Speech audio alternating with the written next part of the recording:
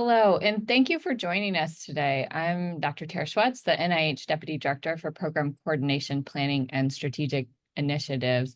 We're just delighted to be here today. As many of you have likely seen, yesterday, NIH announced the launch of a new initiative to pilot a national primary care research network that integrates clinical research with community-based primary care. And this initiative that's titled Communities Advancing Research Equity for Health, or Care for Health, seeks to improve access to clinical research to inform medical care. This is particularly for those in communities that are historically underrepresented in clinical research or underserved by healthcare.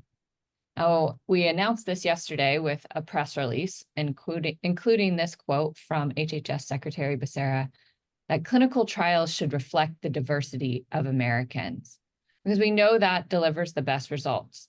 And we're taking a big step towards ensuring communities that are historically underrepresented in clinical research are fully included and have the same access to the best available results and analysis.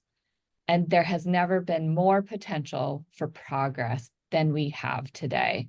It's a really impactful quote from the Secretary and supports the idea of the importance of this network that we're launching.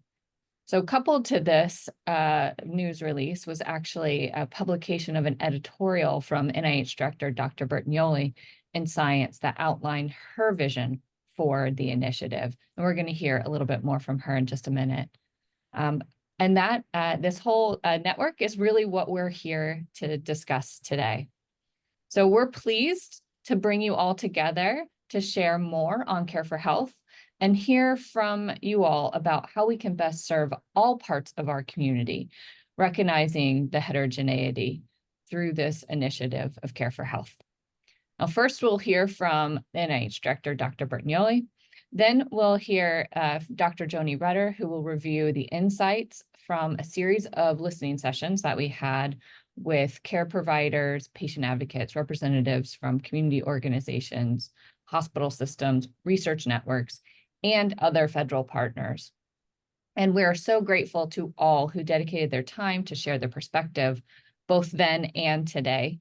And we know it's going to be important to keep listening and seeking feedback as we develop this network, because that's going to be such a critical component. And we'll have an opportunity too to hear from some of the listening session participants, as well as take questions from folks in the audience, including during two panel discussions. Now, Dr. Amy Patterson, who is the Interim Scientific and Medical Director for Care for Health, is also going to provide an overview of the next steps for this initiative. And then finally, we'll close things out with an additional period for audience questions. Now, before we begin, I just want to note a few housekeeping notes. We want to try to minimize background noise and potential disruptions, so all microphones are going to be muted except for the speakers and the panelists. If you want to contribute during the discussion, please use the Q&A feature. Questions can be submitted anonymously if you so choose, and will be answered during the panel discussions and the open QA. I want to make a note that we will try to get to as many questions as possible, but given the large attendee size based on the about 385 people that are on right now and the many, many others who also registered, we may not have an opportunity to address every single question, but we'll try to do our best and try to address those that cover multiple different people's questions. Now, today's public workshop, as you heard at the beginning, is being recorded, and following the conclusion of the workshop, the recording and the slides will be posted on the Care for Health website. So now I am pleased to introduce Dr. NIH Director and Dr. Monica Bertagnolli to share more about her vision for the program, which she has driven as one of her major priorities for the agency.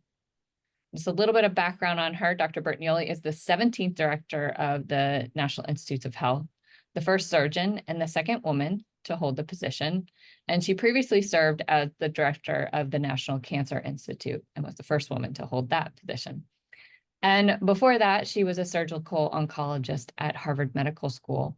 And throughout her career, she has been at the forefront of the field of clinical oncology, studying genetic drivers of gastrointestinal cancer development and the role of inflammation, and has been a leader of clinical trials and clinical trial networks, and has championed collaborative initiatives to transform the data infrastructure of clinical research. So with that, I will turn it over to you, Monica.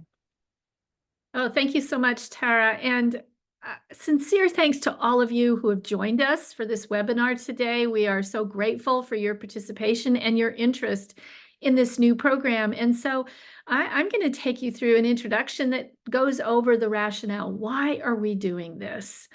Next slide. At NIH, our mission is to seek fundamental knowledge about the nature and behavior of living systems and to strive to apply that knowledge to improve health for all. We support basic, translational, and clinical research to do this. And as the world's largest funder of biomedical research, NIH has supported tremendous scientific progress over the past decades. We rightly celebrate our successes, but we need to remain humble in the face of human suffering and approach our work with a continual sense of urgency. Among our guiding principles, the very first one is that our work is not finished when we deliver scientific discoveries. Our work is only finished when all people are living long and healthy lives. Next slide, please. NIH research encompasses the laboratory, the clinic, and very important, the community, all communities. The people we serve are our partners in discovery. And while fundamental science is critical and the basis of all we do at NIH, we must become more effective in connecting what we learn to clinical practice. As we grow to understand the interplay between the genes we inherit and the environmental and societal factors that surround us, beginning even before our birth, we need to connect that knowledge to everyday life and clinical practice. We need to make sure that biological insights identified in laboratories are applied to improve the circumstances of real people. Our clinical research needs to be efficient, inclusive, and responsive to the needs of patients. Next slide, please.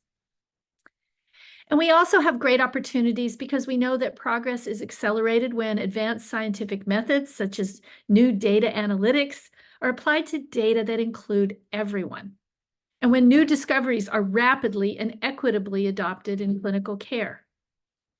New advances in information technology and data science, while familiar to many researchers, have captured significant public attention due to the arrival of large language models that can be used by anyone. And our knowledge and technology have developed to the point that we should be able to deliver evidence-based, data-driven healthcare to every person, and also have observations from clinical care returned to inform our evidence base. Artificial intelligence and machine learning are revolutionizing what is possible for biomedical research and clinical care. But if we're going to realize the potential of these new technological methods, we need to invest more in a secure and sustainable data sharing infrastructure. Next slide. And we have urgency in this mission. I am deeply concerned about the overall health of the US population. It is not as good as it should be, and we're not on the right track in many ways. Next slide. Life expectancy in the United States is low compared to our peer nations. This is not just because of the pandemic. Life expectancy actually started declining in this country in 2014. And as this graph shows, our life expectancy is low compared with other rich nations, and it's lower than some considerably poorer nations. And this is even though we spend much more. The health of the average US person compares poorly with that of the average person in many nations. And health disadvantages are even greater in segments of the US population that are medically underserved, including those who are uninsured, belong to certain ethnic and racial groups, or live in rural locations. Next slide. So what should NIH do? We need to harness research knowledge to better guide and achieve more equitable clinical care. Large and important segments of our population lack access to opportunities to participate in the research that makes better care a reality. The same people who are underrepresented in research are often those who lack good access to medical care and are disproportionately affected by disease. Participation in research needs to fully represent everyone, and especially those at higher risk. And so the evidence base we gather is more clinically meaningful and can truly inform care of our entire population. So we need to invest in our research infrastructure to expand opportunities to participate in clinical research to many more communities. Next slide. With Care for Health, we want to engage care providers and patients who are on the front lines of health in developing ways to improve interventions for common challenges, such as metabolic disorders, substance use, and mental health, and to better prevent diseases as well as to treat. We need to reach people where they are, and we believe the best setting for that is in where they receive their primary care. Unlike most research settings, primary care is patient and community-centered. Research shows that primary care accessibility is associated with fewer disparities in health outcomes, and having more primary care physicians in a community is associated with lower mortality in that community. By connecting biomedical research to primary care, we can better engage all communities in research, including underrepresented ones. We can increase research capabilities and efficiency with innovative study designs that address common health issues, prevention, and implementation relevant to individual communities. These approaches can include pragmatic trials, platform protocols, cluster randomized trials, and observational studies with data analytics. We have lots of opportunities and options. And we can support primary care providers, allowing them to both contribute to knowledge generation and to also receive information in return that will help them deliver better care. Ultimately, we want to build a more durable, reciprocal connection between research and everyday clinical care. Providers should be able to select what is most relevant to their practice and the people that they serve from perhaps a menu of active research protocols, allowing them to do the research that is most meaningful to their patients and their communities. Recognizing that healthcare providers face heavy demands on their time, we can use electronic health records to engage people in research better with their permission and reduce the burden of data collection. Patients can choose to opt in to have their medical records tracked for observational research to understand their condition, their disease, how their contribution can contribute to our knowledge. And they can also decide whether they want to be contacted again about future clinical trials that might be relevant to them. If their records indicate they would be eligible for an existing trial, they can also be contacted with information about the trial and asked if they would like to participate. We want to respectfully engage people. Ultimately, we expect that we can create a nationwide learning health system in which research and insights from patient care constantly inform one another. Next slide. So we're preparing for our launch. We had listening sessions. I want to say that the NIH and the Foundation for the National Institutes of Health hosted a series of listening sessions to gather input on how to embed clinical research in primary care settings. And I want to acknowledge the Foundation for NIH for their great partnership in developing and running the listening sessions that have informed this workshop. And I must thank the listening sessions participants for their time and critical input. We had engaging discussions with participants from patient and community groups, with primary care providers to learn how we can support them to achieve this work, and representatives of hospital systems, research networks, and other agencies. And it was invigorating for us at NIH to hear their perspectives. These discussions highlighted the ways in which NIH and the research we support can shift our engagement with Americans who need and receive healthcare. You will hear more about what we learned in the listening sessions as our program continues. And your feedback today will also likely inform the final shape of the Care for Health program. I will just say again, we are listening and we need to learn from you how to do this critical work. Next slide. After months of discussion within NIH, with federal partners, and with the wider community to help hone and develop this new program, it is wonderful to be able to announce the official launch of Communities Advancing Research Equity for Health, or Care for Health. You'll hear more about the program over the next couple of hours. Immediately after me, an overview of the listening sessions. Then panel discussions with providers, patient advocates, and researchers on what they think success would look like for this effort. And before we close, a Q&A session, Dr. Amy Patterson will describe the planned infrastructure and operations of the program. Care for Health will allow us to connect with patients and their clinical providers to develop relationships that we hope will grow and extend to more and more communities. We will start small with a 2-year, $30 million pilot initiative. We'll start by prioritizing rewards to research hubs that can enroll and work with rural communities to help us learn what we need to be able to expand the program. We expect sites will be able to select the studies that they want to conduct. In the future, they will have a long menu to pick from based on local interests and needs. We will learn based on what studies individual communities feel are important for them to invest in, and what studies both the providers, both the caregivers, and the patients feel are meaningful to them. Starting with this small seed, we hope to build sustained relationships. We plan to build an infrastructure that also earns trust and nurtures long-term bonds so that people can see the benefits of integrating research into the care they receive and into their specific community to meet their needs.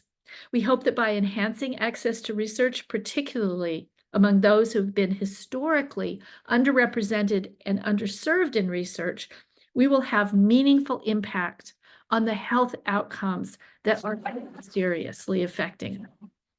After the first year, we aim to greatly broaden participation so that more communities throughout the country can participate. And so finally, next slide. Thank you so much for the opportunity to speak with you today. And thank you for your interest in Care for Health.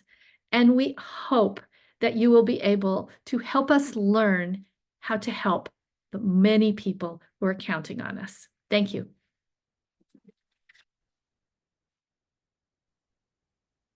Thank you so much, Dr. Bertagnolli. That was fantastic. And hello, everyone. I am Dr. Joni Rutter. I am the director of the National Center for Advancing Translational Sciences, or NCATS. And I have served over the last few months as the co-chair of the Oversight Committee for Care for Health, along with a few other colleagues. And I hosted one of the listening sessions mentioned earlier, and I listened in on all of the other listening sessions as well. And I want to take a moment to thank all of the participants who shared their suggestions and thoughts during these sessions. There was a wealth of information gathered from these sessions, and I want to highlight some of those key insights that we gleaned and that we heard and relay them back to you. So if you please go to the next slide. Over the last 2 months or so, NIH and the foundation of the NIH hosted 4 of these listening sessions, as Dr. Bertagnolli mentioned. And these sessions were really meant to inform the planning and design of the Care for Health network.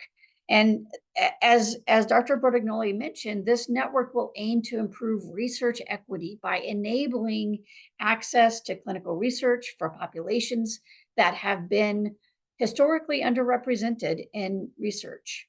Now, across these sessions, we heard from nearly about 80 participants from a variety of fields, including primary care, research networks, patient and community organizations, and other federal agencies as well. The first session shared perspectives on patient and community involvement in research, marking really a significant step towards fostering a more inclusive environment in that research. The second session cultivated ideas on expanding the reach of research networks and identifying potential barriers that could impede clinical research participation so that we understood those a little bit more clearly. The third session focused on understanding the best practices to sort of seamlessly integrate clinical research into healthcare systems and the primary care settings. This idea of bonding those two, clinical care and research, together is truly important to us. And so this was really the crux of that. The fourth session identified opportunities to alleviate site and provider burden during this, the idea of integration of these settings, and then helping us set the stage for a more efficient and innovative research landscape in primary care. So with that, what we heard, really based on the input from all of those listening sessions, we developed an executive summary here shown at the bottom, and we invite you to take a look to scan the QR code here on the screen, and it will take you directly to our website that talks about this executive summary for these listening sessions. But for now, I'd like to relay a high-level summary here with sort of 3 main themes that emerged as key areas for us to essentially consider for developing the program. So the first was really about building connections, the importance of building sustainable and effective partnerships with communities and primary care practices throughout the life of the research project. The second theme here in the middle box was really about provider needs. So the significance of aligning research and clinical relationships, workflows, timelines, and all of these key operational activities for successful implementation of research. And then the third was sort of about cost to participate. So the necessity of the financial sustainability for the successful and long-term integration of clinical research into primary care. So more again is in the executive summary in this QR code, but let me get into some of the details here a little bit more broadly. So please go to the next slide. That first sort of theme about bridging gaps and building connections. This is really thinking about how to create effective partnerships. And in order to build sustainable and effective partnerships, we heard about the need to essentially address constraints imposed by sort of the funding cycles that we have, and moving away from the episodic or the quote unquote helicopter engagement, and more towards more effective continuous engagement throughout the research of the project lifecycle. We're also heard a lot about beefing up health centers and community organizations through mentorship, through administrative support, and sustained staffing. We heard about developing sustainable approaches to maintain ongoing relationships with local community partners, such as the YMCA, YWCA, schools, faith-based organizations, and we need to find ways to support these ongoing collaborations with those groups and to build and strengthen new ones as well. In the middle box, we learned that demonstrating trustworthiness through balanced and bidirectional partnerships is incredibly important. Opportunities for community members and researchers to jointly develop and shape the research agenda, from setting priorities to designing outreach materials to empowering community members as agents of change. Those were big messages that we heard.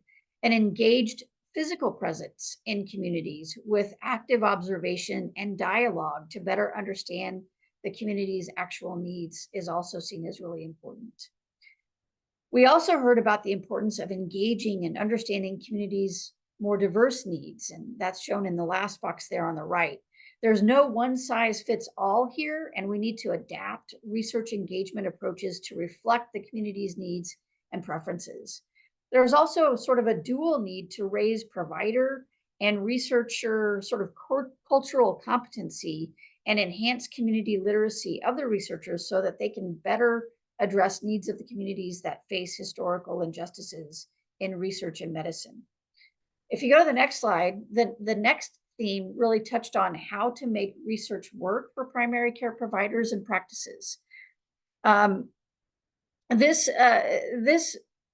really is going to take, it's going to take hard work, and it will take new ways of thinking about how to do that work. But some high level approaches really emerged from the listening sessions that we had. We learned that primary care providers and health centers play a pivotal role in promoting research, necessitating engagement with diverse healthcare stakeholders, such as doctors, nurses, nurse practitioners, as well as the support staff within these communities as well.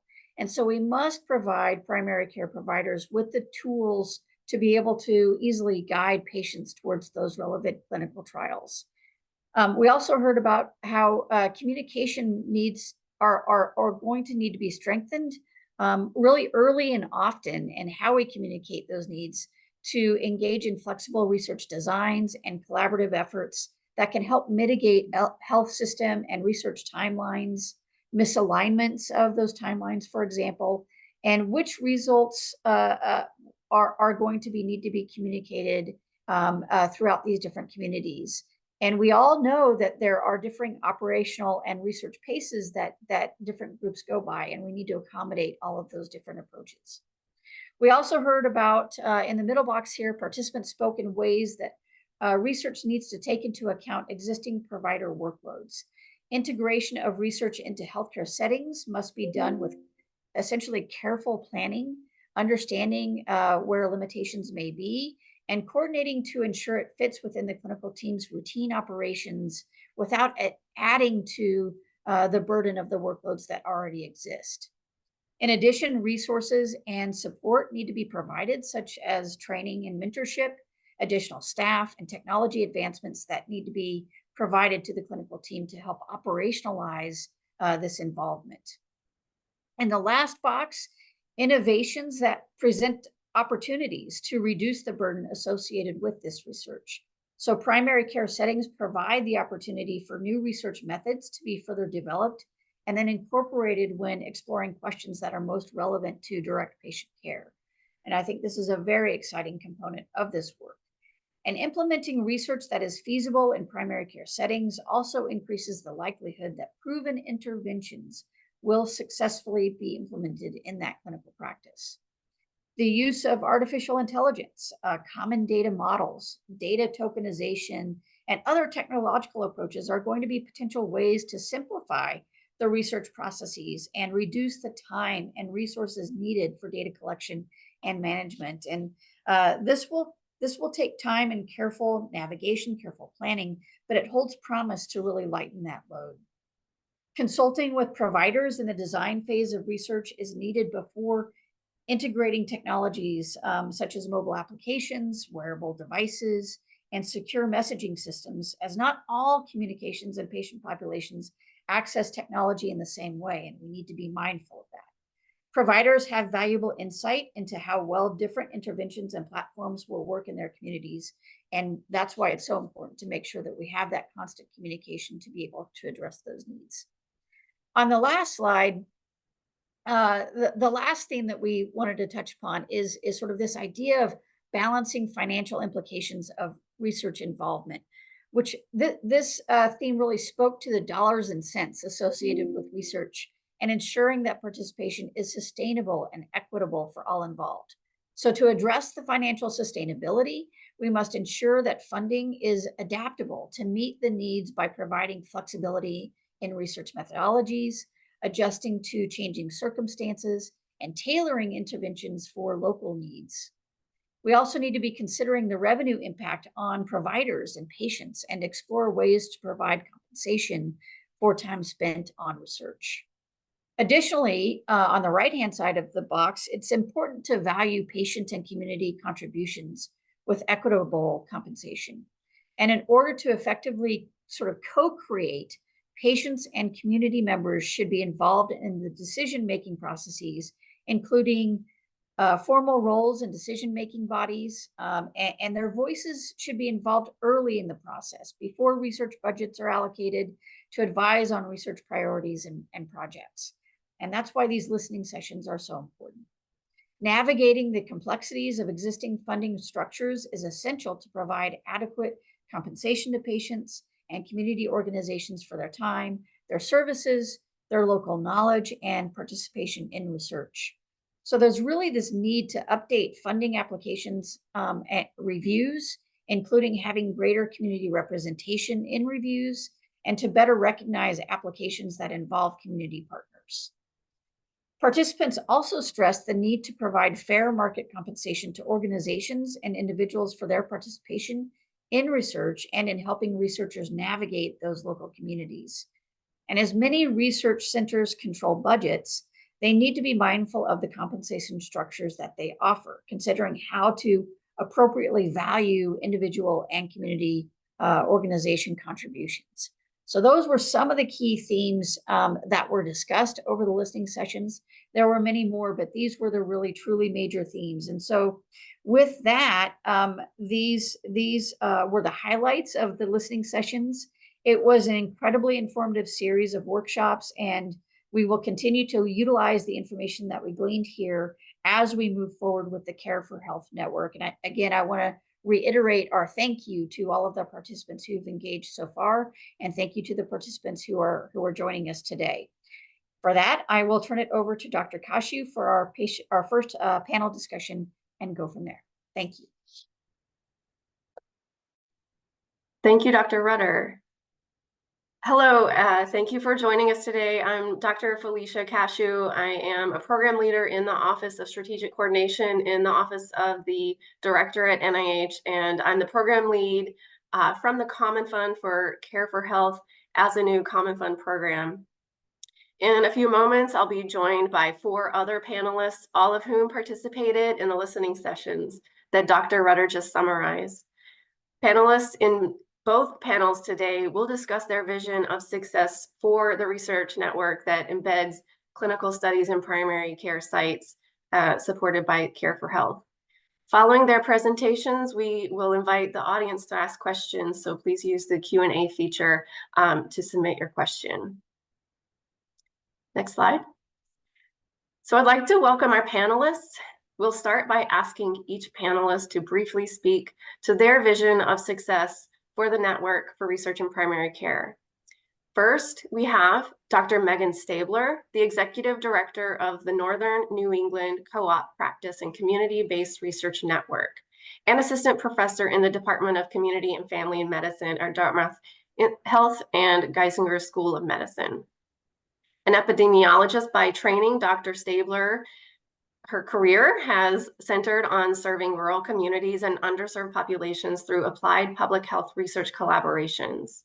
Prior to her role with the Northern New England Co-op, Dr. Stabler directed several NIH-funded observational and interventional research programs, including the Environmental Influences on Child Health Outcomes, or the ECHO program, for the New Hampshire Birth Cohort Study, and Improve AKI, a cluster randomized trial of team-based coaching interventions to improve acute kidney injury. So handing it over to Dr. Stabler. Sure, can you hear me? Yes. Wonderful, thank you so much. This is quite an exciting time for all of us in primary care research, so we're grateful and happy to be here. So I was asked to really think about a successful network for conducting clinical trials in primary care through the lens of our Northern New England Co-op PCBRN. We're housed in the Department of Community and Family Medicine at Dartmouth Health, and we're affiliated with Northern New England Clinical Translational Research Network, serving rural patients of Maine, Vermont, and New Hampshire. So I'll frame this success by in the who, what, where, how kind of framework. Starting with the what, it looks like, or what it looks like. Success is conducting research with primary care for primary care. Simple as that. But meaning pragmatic, co-produced research with actionable findings that's in line with the pillars of community engaged research principles. So these pillars are building and sustaining trusted relationships, equity and shared decision-making, capacity building. So for the co-op, that means professional development, resources, and support for clinician-driven research, and sustainability. So sustaining relationships and that support beyond a single funded project. For the community piece, for PBRNs, that means practice, clinicians, and patients that they serve. So the who, working with PBRNs early on can really help identify who needs to be at the table. And it helps us integrate primary care clinicians into the research team, not just as reviewers, or advisory board members, but really integrated into the team. And that's a huge win for us. There are champions, there are adopters, implementers, and they can uniquely identify patient providers and their clinical environmental needs that might not be obvious to researchers. We not only need to understand the who, but we also need to understand where our community is so we can meet them where they are. It's no secret to anyone on this call that primary care is under distress for many reasons. We're still dealing with the fallout of COVID, for one, but there's a workforce shortage. And what does that mean for researchers? It means that we can't expect them to do any administrative work. It'll be challenging to tap into their staff or nursing, or even asking a medical director for FTE time of a clinician for research purposes. We really need to provide the personnel, take on those administrative burdensome tasks. Financial distress. How does that translate for researchers? It means that we cannot disrupt their patient flow. No amount of research incentives will outweigh lost patient revenue, nor combat growing patient panel demands that they're up against. Also, we need to consider access into clinical settings is still limited, more so now than before the pandemic. So we have to be flexible. The clinics can help us figure out how to conduct the study within their current workflows and constraints. The key here is that the community and clinicians and patients are in control, not the researchers. So to answer the where, when, and how one conducts clinical trials with primary care patients, we ask the clinicians and staff. They will tell us. A researcher can't necessarily say that this research is pragmatic for primary care. It takes us going to primary care and letting them tell us how to improve it and how to fit it into their pre-existing flows. The best way for larger CTR and CTSAs to engage with primary care clinicians is through their trusted PBRNs. And it's really beneficial for PBRNs to work with CTRs and CTSAs. They have invaluable infrastructure in their community engagement and outreach cores, bioepistat, or biostatistics and epicores, their evaluation and tracking. They have Echo Series, community engagement studios that's incredibly helpful for practice-based research. So the key here is flexibility. Every site is going to be different with varying policies, procedures, resources, technologies, and general openness to research. So protocol flexibility will determine if the trial is pragmatic for busy and diverse clinical settings. Pragmatic designs will result in a higher chance of success. I'm an epidemiologist. I understand the desire for strict protocols, but really allowing clinician and practice level tailoring can result in enhanced effectiveness, relevance, and increased recruitment of rural underserved patients into clinical trials. Research projects never go exactly as planned. Things pop up and we don't anticipate, and we have to respond in a flexible and creative manner. While this all may sound simple and straightforward, the truth is many primary care research projects brought to PBRNs don't follow these basic principles. Aligning clinical trial selection with local interests and needs, feasible and flexible protocols, and actionable findings at the local level will result in better care, happier staff, and evidence-based research that is inclusive of our underserved populations. Thank you. Thank you, Dr. Stabler. We are also joined by Dr. Sally Hodder, an infectious diseases physician and researcher. Since 2014, she has served as Associate Vice President for Clinical and Translational Science at West Virginia University and Director of the West Virginia Clinical and Translational Science Institute, directing a U54 cooperative agreement. Dr. Hodder, over to you. Thank you very much, Felicia, and thank you for inviting me to be a part of this. So my view of what a successful network looks like is one that actually conducts impactful research. And what I'd like to do is to give you two examples that, in my opinion, one illustrates what I would say is not success and the other one which is. The first example is completely hypothetical. And that is an example of, let's say, a vaccine trial in primary care practices that enrolled 1 or 2 people per trial. It was a large multi-center trial all over the United States. It was a fantastic efficacy. It prevented 95% of the death. This is hypothetical, but let's just say, you stay with me here. And yet, you know, the trial network, one of them involved, only enrolled 1 or 2 people. And I think that Dr. Stabler and Rudder really discussed the components that may have contributed to that, you know, understanding community barriers to research, their notion about vaccines, you know, all of those things. And so when the trial was published in the New England Journal of Medicine, it did absolutely nothing to change how people thought about vaccines, accepted vaccines, talked about what their issues were. And I would say that is not a successful network because impactful research was not conducted. Now, successful research, let's go to a real example. And that was the HIV Prevention Trial Network 064 study, a study that looked at HIV incidence in at-risk women in the United States. This was about 10 years ago. And you may remember that, you know, at that time, much of the HIV acquisition in the United States was among men who have sex with men, though there were trials in Africa, indeed, where there was a high incidence of HIV among women, there was almost nothing in the United States. So the trial enrolled 2,000 US women in 6 urban centers. 85% of those women were African American or Black. And the trial demonstrated to be eligible, you had to live in a census tract with high poverty and high HIV prevalence. And that trial demonstrated, number one, that the HIV acquisition among women who were enrolled in the trial was 6 times that of the age-adjusted incidence in the United States, across the rest of the United States. And then number 2, those women didn't think they were particularly at risk, when clearly they were at high risk.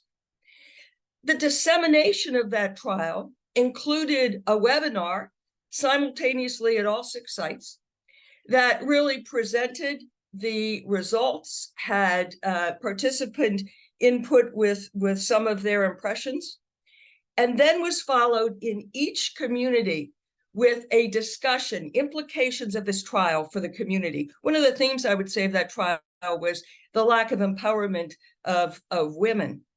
I had the privilege to be in Newark, New Jersey at that time. Cory Booker, who was mayor of Newark, New Jersey, actually came. We had many of the participants and other community and faith-based leaders there about what the implications were for Newark, New Jersey, and what we should do. And I would say that was a successful network trial in those 6 sites because it was impactful every place. Let me just give you the epilogue of what happened with that. This was a very activated network. You know, women were ready to go. And there was a hiatus between the NIH and industry to bring trials of HIV prevention to US women. There were years. Now we're starting to see it. But I would sort of end my vision by the fact that when we start this, we need to make sure that actually all partners, including the sponsors, are in, for the duration, and that you don't activate and have a successful network and then not really sort of provide the next steps. Thank you. Thank you, Dr. Hodder. Now we'll turn to Mr. Silas Buchanan. Silas is the founder and CEO of OurHealthCommunity.com. Silas is an experienced underserved community engagement strategist dedicated to building equitable partnerships that solve for known outreach and engagement failure points. Silas previously co-developed AMEChealth.org as the official health information sharing channel for the AME Church, one of the largest mainline historically Black denominations in the world. Mr. Buchanan has also contributed thought leadership to the National Academy of Medicine, Milken Institute, and Faster Cures, among many others. Mr. Buchanan? Thank you so much, Felicia. Thrilled to be here. And there's little doubt, based on Dr. Rudder's recap, that NIH truly was listening. I've got a couple slides. I think you have those teed as I cue them. Perfect. So asked to noodle through what a successful network for research might look like from my perspective, the community's perspective. And for us, and I can't speak for all community, obviously, but it obviously looks inclusive. It looks like a space where community-based organizations, community members, and researchers all equitably exist and understand each other's value. Meaning that researchers aren't knocking on the community's door with a $2 million NIH grant of the moment and then offering, a ham sandwich or a $25 gift card for community's participation. It looks like a network where leaders of faith and community-based organizations are connected all the time, and not just herded together based on who might have that grant of the moment. It's a network where community-based leaders are trained to understand the importance and understand their value and the value of their community members in the clinical research enterprise. And not just from a research perspective, but payers know exactly where their non-compliant diabetics are by zip code, and also need community to be engaged, and providers, of course, as well. It's a space where researchers are open also to being trained by community leaders, as Dr. Rudder pointed out, to improve their cultural competence, their cultural intelligence, and their cultural humility, to improve trust so that they might more equitably engage with community members. And it's a place where healthcare stakeholders feel good about going to community first as they plan their research and craft their budget. So at Our Healthy Community, and you see from the slide, we're building spaces where community first is not just a phrase, but it's a space where it can be realized for everyone's benefit. So to us, community first means, community is actively engaged to vet collateral materials and campaign materials prior to them going to market. It means educational content and resources are co-created with community. This will help them, meaning community leaders and members, better understand research, and it also builds trust. It means that community-based organizations can see themselves in these materials, and then they would be excited to amplify them. We know that many faith community-based organizations have social networks, Facebook, Twitter, Instagram, and they have exponential reach to community members. So if they are in the co-creation process and see themselves in the materials, when it comes time to distribute and amplify them, you want those folks to be excited to do that. And then trust can begin to blossom, and as equitable partnerships begin to emerge. Next slide.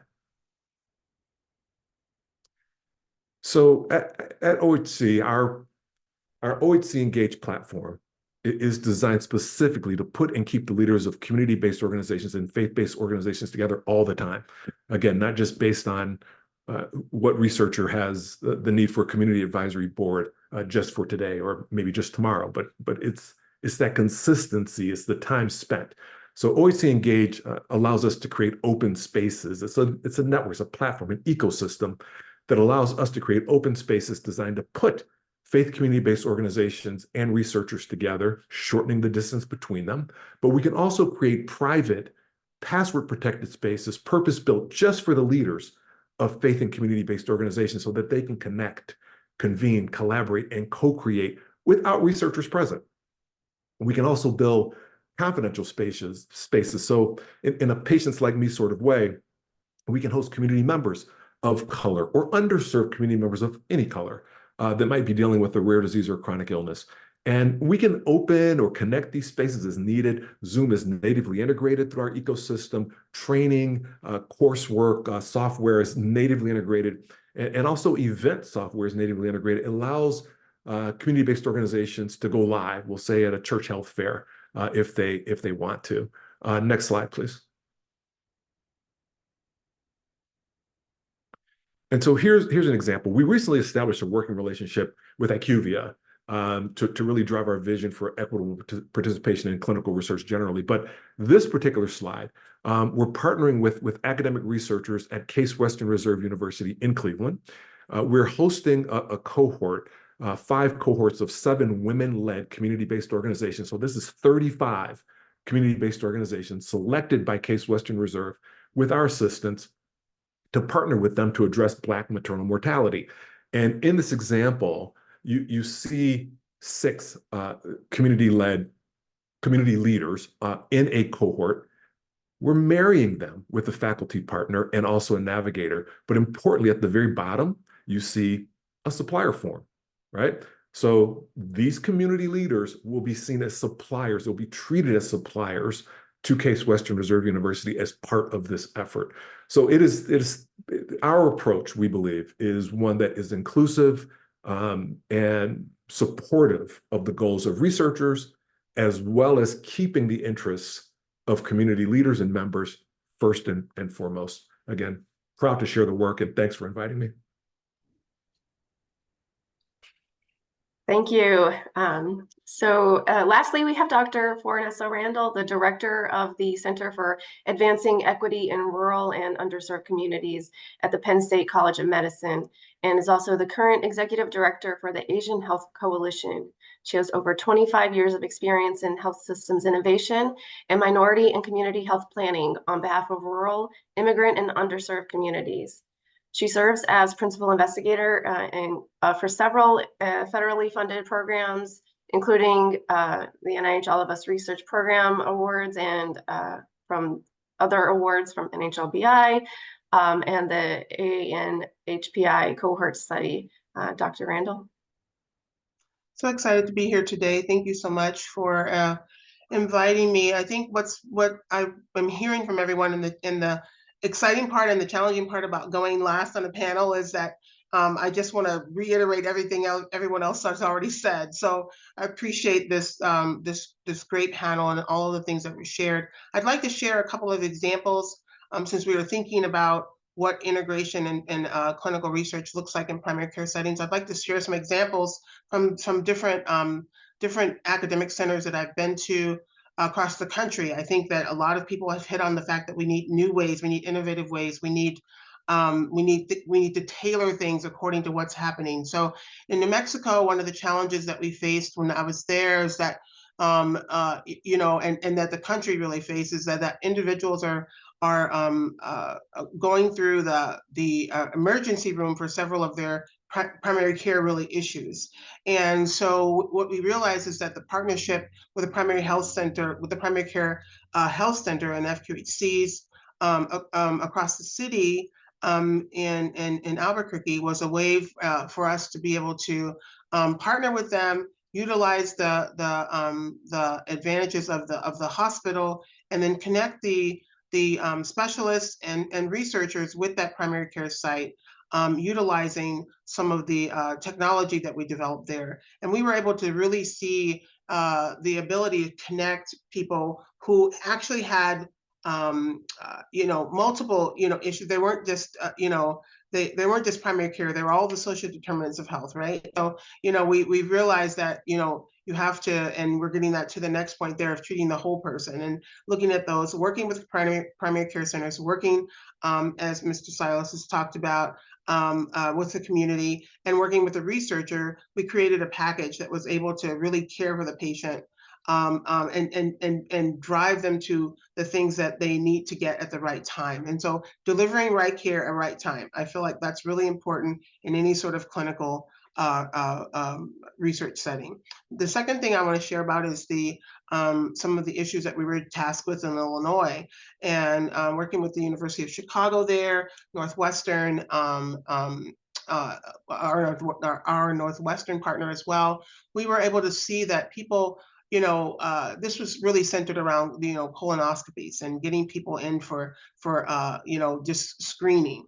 But also if that screening, led to, the need for treatment around cancer, and really looking again at the whole person. People may start off with a fit test, but what we found is by creating the Illinois Care Continuum, which is a web-based HIPAA compliant portal that links primary care providers with specialists through this web-based tool. And it's non-connected systems, but they link together in one system, which is the beauty of this whole process, is getting people through, linking people and getting patients through the process of needing care and needing screening. And so we were able to see that by linking patients from the needs that they have at a primary care setting to the specialist, and allowing them to be able to talk in a platform where they normally would not be able to, and communicate there by sharing patient information, sharing records, sharing the results of the colonoscopies, that we were able to really see how primary care, working with academic institutions, was able to really create a whole person approach as opposed to a study participant. And now, thirdly, I want to address some of the issues that we're trying to face in Central Pennsylvania through the College of Medicine, and those are really taking. I think one of the questions that came in through the Q&A portal is talking about, will cardiovascular providers be involved in this new funding that's out there. And one of the things that we're doing is we're working with cardiovascular doctors to be able to work with communities, and then work with primary care facilities to provide co-created training for community members, which is very exciting, around cardiovascular, disease, and really figuring out ways to address issues with the provider that also needs that cultural competency coming from the community, but also providing that expertise, from an academic perspective with the community members, who also then all work with the primary care provider where the patient is housed. And so we're really seeing a development of a collaboration that we're very excited about. And finally, I want to share about our work as an All of Us research partner, a research program partner, and the ability. I know that several have shared today, and Dr. Bertagnolli as well has shared that the importance of really being able to enroll individuals who are sort of underrepresented, and as Dr. Kareem Watson says from All of Us program, under-engaged population, that we are able to really work with a community partner who is also working with the researcher and working with a primary care center to be able to enroll people in this program. And so you see, again, that triad, all three working together to really be able to get clinical research involved in primary care. So next slide, please. And I'm actually going to skip the next slide, because I think it's important that we all know these things. These have already been shared about, different things that we need to do within the research setting to be able to build that sustainability. And I think the sustainability is really important. These things, addressing these issues here that have already been highlighted by many that have come before me today, will really help us to be able to sustain this process in primary care settings. And then lastly, I want to end with a graphic that that sort of shows us what the where we are, and what the goals of why we're doing what we're doing. We don't want these numbers. Generally, when I present this slide, you actually don't know who goes where, right? You don't see who goes where. And then everyone sort of thinks, oh, I think this number is over here, and I think this number is over here. But actually, you end up being surprised, that in fact, this is why, this is where these different races are. And without clinical research being involved in primary care settings and working with the community members who actually have access to many of these underserved populations, we would really be able to address some of these issues. In this particular one is cancer incidence. So I appreciate this time today. Thank you. Thank you, Dr. Randall. Thank you all for the thoughtful remarks and visions for our guidance. We'll now address some questions from the audience related to the panel presentations and the topic of what success looks like for providers and patients. Please submit your questions in the Q&A box, and as you're doing that, we'd like to take the opportunity to hear from you via a quick poll. We'll be collecting data from the poll to inform our answers, and you can see it on the screen there. We'd like for you to rank the motivators for individuals to participate in research in primary care from your perspectives. While you're submitting your responses, I'm going to announce that I'll be joined by Dr. Stacy Adam, the Vice President of Science Partnerships at the Foundation for the NIH, to help us navigate the questions that have been coming in. So just give it another 10 or 20 seconds for submitting a response to the poll before we jump right into the first question.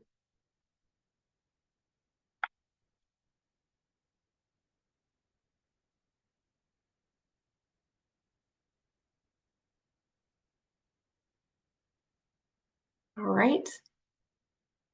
Thank you for your response to the poll. We will use this information to inform our planning. So over to you, Dr. Adam, for the first question for the panel. Thanks, Dr. Cashew. Yes, we've had some lively questions coming in, and so I'm just, I will forewarn the folks submitting, I'm going to take these a bit out of order because I think some of what's submitted may be better for later panels, but we'll hop right in. There's a lot of questions, and so I'm going to take just a couple of them about how this current effort is going to coordinate with other efforts. And so I'll start by just selecting this one, that there's a curiosity question as to how this particular network will be collaborating or working in coordination with those being supported by PCORI. So Felicia, this may come directly to you or any of the panel. Yeah, I think we'll touch on that. Dr. Patterson will touch on how we're partnering with existing infrastructures and resources. We do really want to leverage what's out there. And we do think it'll really help us get up and running quickly and just jumpstart our efforts to really learn what approaches work and don't work in our pilot years. So maybe Dr. Patterson will touch more on that in her session. Okay. And Dr. Randall, we've got a couple of questions specifically for you, knowing that you work with the All of Us program, but how do you see All of Us fitting into this? And do you see a collaboration there? Absolutely. I think that the All of Us research program is the foundation, really, and has really piloted and sort of heralded some of these initiatives already, with the idea of linking patient records to their clinical, biomedical, to the biomedical research, and being able to work with communities. I am the PI for a community engagement partner that's a national partner and that has 25 members, 25 organizations in 45 states. And so our goal is really for the American, Asian, Native Hawaiian, Pacific Islander populations is to really, be able to engage them first, educate them first from trusted partners, and give them that foundation about the program, and then to connect them with community, with primary care settings, and then also to enroll them in the program. And so the All of Us program, I feel like, is essential to this care network. And thank you so much for that. I think you also touched a little bit upon another question that we had about, how do we envision that we are going to engage with American Indian, Alaska Native, and Native Hawaiian populations. And so it sounds like you would envision something similar to the approaches that you guys have taken with All of Us for this. So wonderful. Absolutely. The next question I have is for Dr. Stabler. it says, Dr. Sable, you mentioned providing or supporting research administration staff needs. Can you talk a little bit about what that would mean, especially in the context of a network like this? Sure. Yeah, I wasn't meaning that we would like hire folks in the clinical setting, but we would have our staff team take on the work of that research if invited into those clinical settings to conduct research with primary care providers and their staff. So really just displacing the workload, if that makes sense. Yes, thank you. Mr.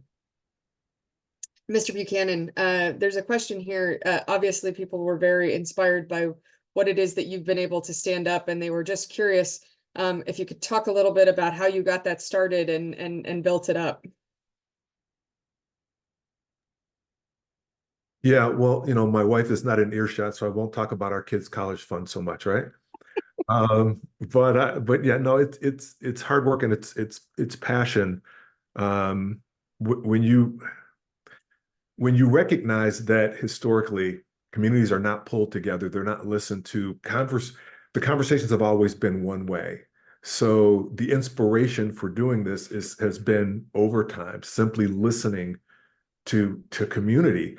And when you have an opportunity to let them put their guard down and you begin to create strategies that I don't want to say forces them, that allows them to put their guard down, you'll begin to collect a lot of information. And so an example, we always want to, in our conversations, we want to be present, right? Because trust is really built on time spent. So you have to spend time. You can't be in and out.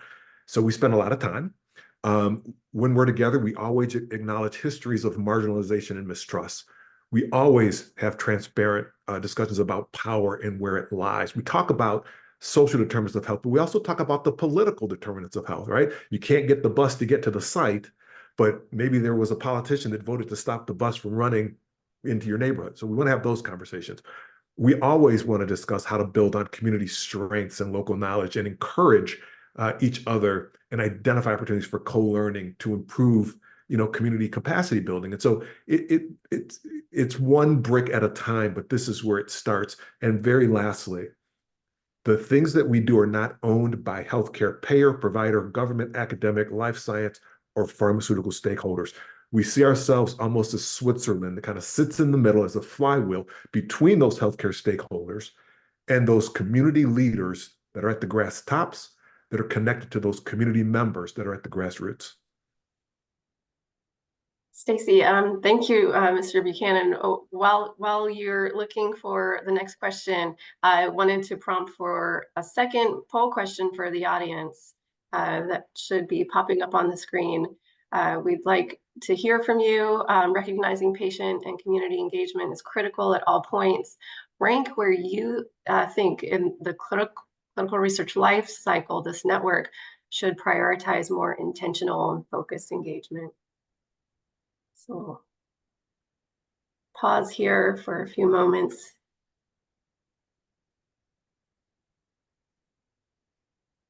Could I come off mute and just address one question that was in the chat, in the question and answers? Is that Yep. legal?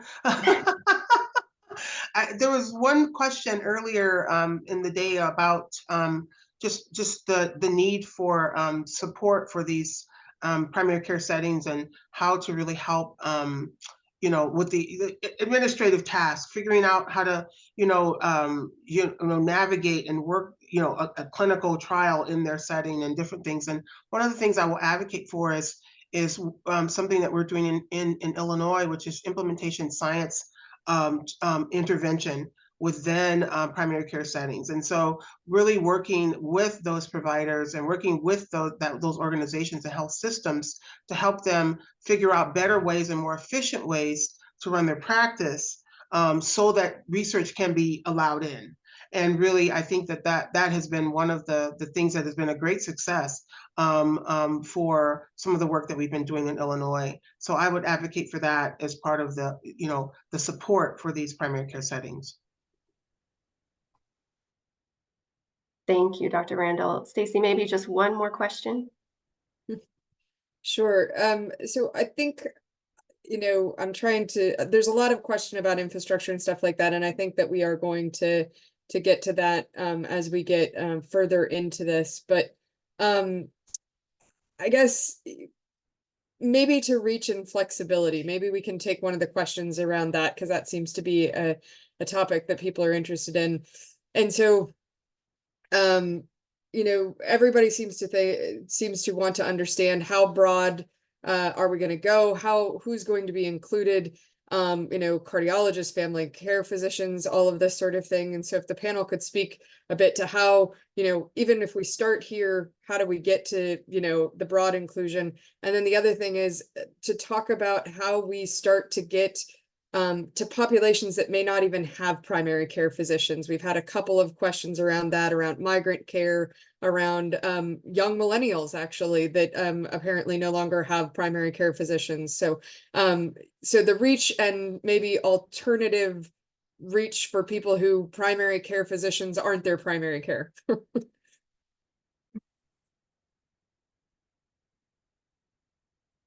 Dr. Randall, would you like to maybe I would love to. I was like, I don't want to talk too much, but this is like right in my wheelhouse. So I really believe that working with, we did a survey a little, a few years ago, and many of the community-based organizations, many of the participants and the members, they answered this question. And it was, where do you get your primary care? And they said they get it at their community center. And this is where they get their care. And so what we realize is that then we have to bring that to you. We have to bring those primary care physicians. And so now, as I talked about earlier with what we're doing with at Penn State, is and we've been doing this in Illinois as well, bringing those physicians from those primary care settings into those community settings, talking and discussing these health topics, these issues that are relevant to those particular communities or populations, has been a game changer. Because then those individuals know that when they show up at a certain primary care setting, that Dr. So-and-so is going to also be there because he's been in my community. And this has really been a game changer. And I think bringing people, out of the structure into the community is what's going to make the difference. All right, well, I would just add to that I think that, as Dr. Randall said, you have to sort of take research to the people. And for those, maybe that's not the primary care office. For example, homeless populations. I think that, there are initiatives with street medicine and homeless shelters. Those individuals, with good reasons, often don't have a lot of trust. There have to be other things there. They're not going to come just to be in our trial. They're going to come because they need food, they need, help with getting an ID, all of these things that are probably much more important to them than their health. And I think once you really sort of address their hierarchy of needs, then having clinical trials available there when trust is really established is going to be critical to really inclusion of those populations. I really have got to add on with what Dr. Hodder says, because it's critically important what she said. Homeless populations specifically. You can pop into libraries in many large cities and you'll see a lot of homeless in libraries. We got a small bit of funding from NIH to drive something called the Research Literacy and Justice Project. And we pulled together 15 leaders in Georgia to better understand community trepidation around participating in clinical research in Georgia. And it was funded through the network of the National Library of Medicine. And librarians and libraries were they emerged as critical points for underserved populations, specifically homeless populations. They're trusted, they're there, folks are there, and we cannot overlook libraries.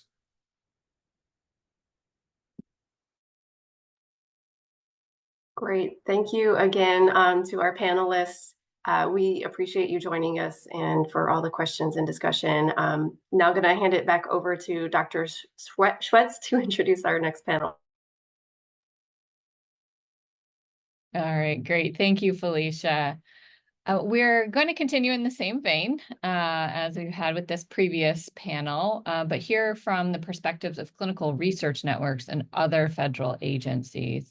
As with the last panel, following the presentations, we're also going to invite the audience to continue to ask questions, and we'll probably go back to some of the ones that were, kind of paused or skipped over in this last session to address during this one. So I just want to take a moment to welcome our panelists. We'll be asking each of them to present their vision of a successful network for research in primary care from each of their different points of view. So first up, we have Dr. Adrian Hernandez. He is the Executive Director of the Duke Clinical Research Institute and the Vice Dean of the Duke School of Medicine. He's a cardiologist who aims to improve health by accelerating clinical evidence through outcomes research, clinical trials, comparative effectiveness, and health policy. And he has led numerous large-scale patient-centered research programs, different registries, and clinical trials across multiple different health conditions, including participating in the NIH's Health System Collaboratory and PCORI-funded PCORNet. He's also an elected member of the American Society for Clinical Investigation, the Association of American Physicians, and serves on the board of directors of the Reagan-Udall Foundation, connected with FDA. Dr. Hernandez, will you kick us off and let us know what your vision of success for this network is? Yeah, well, this is terrific. And so I just, love the vision that was painted out earlier as part of this effort, which I'll translate to this vision of essentially getting research everywhere for everyone all the time.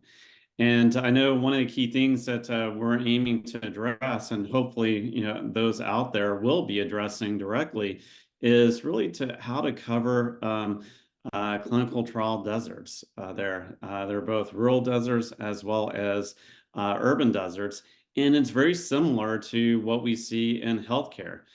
This illustrates the issue is that people are not conveniently nearby so-called healthcare settings all the time. And there are numerous healthcare deserts and even more clinical trial deserts when you consider it. And again, it's not just a rural issue. It's also you can have people in urban settings that are not conveniently connected to clinical trials. And so this is a way for us to see what happens here. I think one of the things that also will note is that I really appreciate what the NIH has done in so-called actually listening.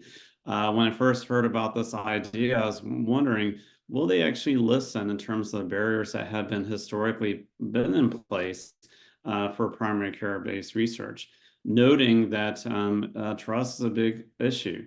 It's at the local level where trust is earned and maintained. It's also at the local level in terms of engaging people to meet their needs. And also importantly, a theme around developing sustainable financial models for doing this. And ultimately, hopefully all this can come together to so-called cover the clinical trial desert. Now, if you go to the next slide, also see that one of the things that has come up is that there have been trials historically where the participant met the site, where it was convenient for the site and convenient for the investigator and funder or sponsor. All that world has changed. We've learned a lot through COVID. Pre-COVID, everything was so-called site-based visits and care. People went to so-called the ivory towers, for instance, to get access to certain types of studies. Now that's changed, where COVID taught us that there are a range of possibilities going to at clinic, at home, especially integrating curated electronic health data and using digital tools to link other data that perhaps people never thought was possible. So is it possible to actually do studies evaluating different food choices? Is it possible to evaluate different strategies in terms of what they may be doing for different mental health issues? And all this is possible by linking different approaches to make it more convenient for the person or participant in research. And now we do have this changed world of possibilities where a variety of technologies and approaches can be adapted to meet the person and the clinician where they're at. If you go to the next slide, also see that we have witnessed so-called the art of possible turning into reality. There are a number of platforms that have been developed over the last few years in what I call a click and mortar model for pragmatic clinical trials. You heard the vision of essentially letting primary care physicians or clinicians vote so-called what protocols would meet their needs or address their common clinical dilemmas.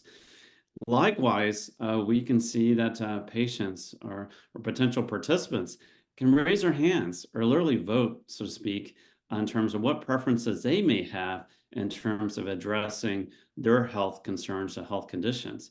And so having the ability for touching or engaging literally millions of people across all 50 states who are interested in improving the health like them as well as others, letting them so-called vote to pick what's their priorities, being able to address those common health problems that they may have, and also uniting with clinicians who have the same similar common clinical dilemmas that one needs.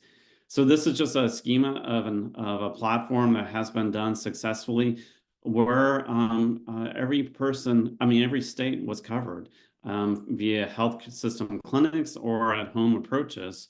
And enrollment was done virtually or in clinic, and allowing patients to actually prefer of the different choices they had for a clinical trial to address an important acute respiratory illness, that they could actually have a choice. They could choose to be part of any of the arms.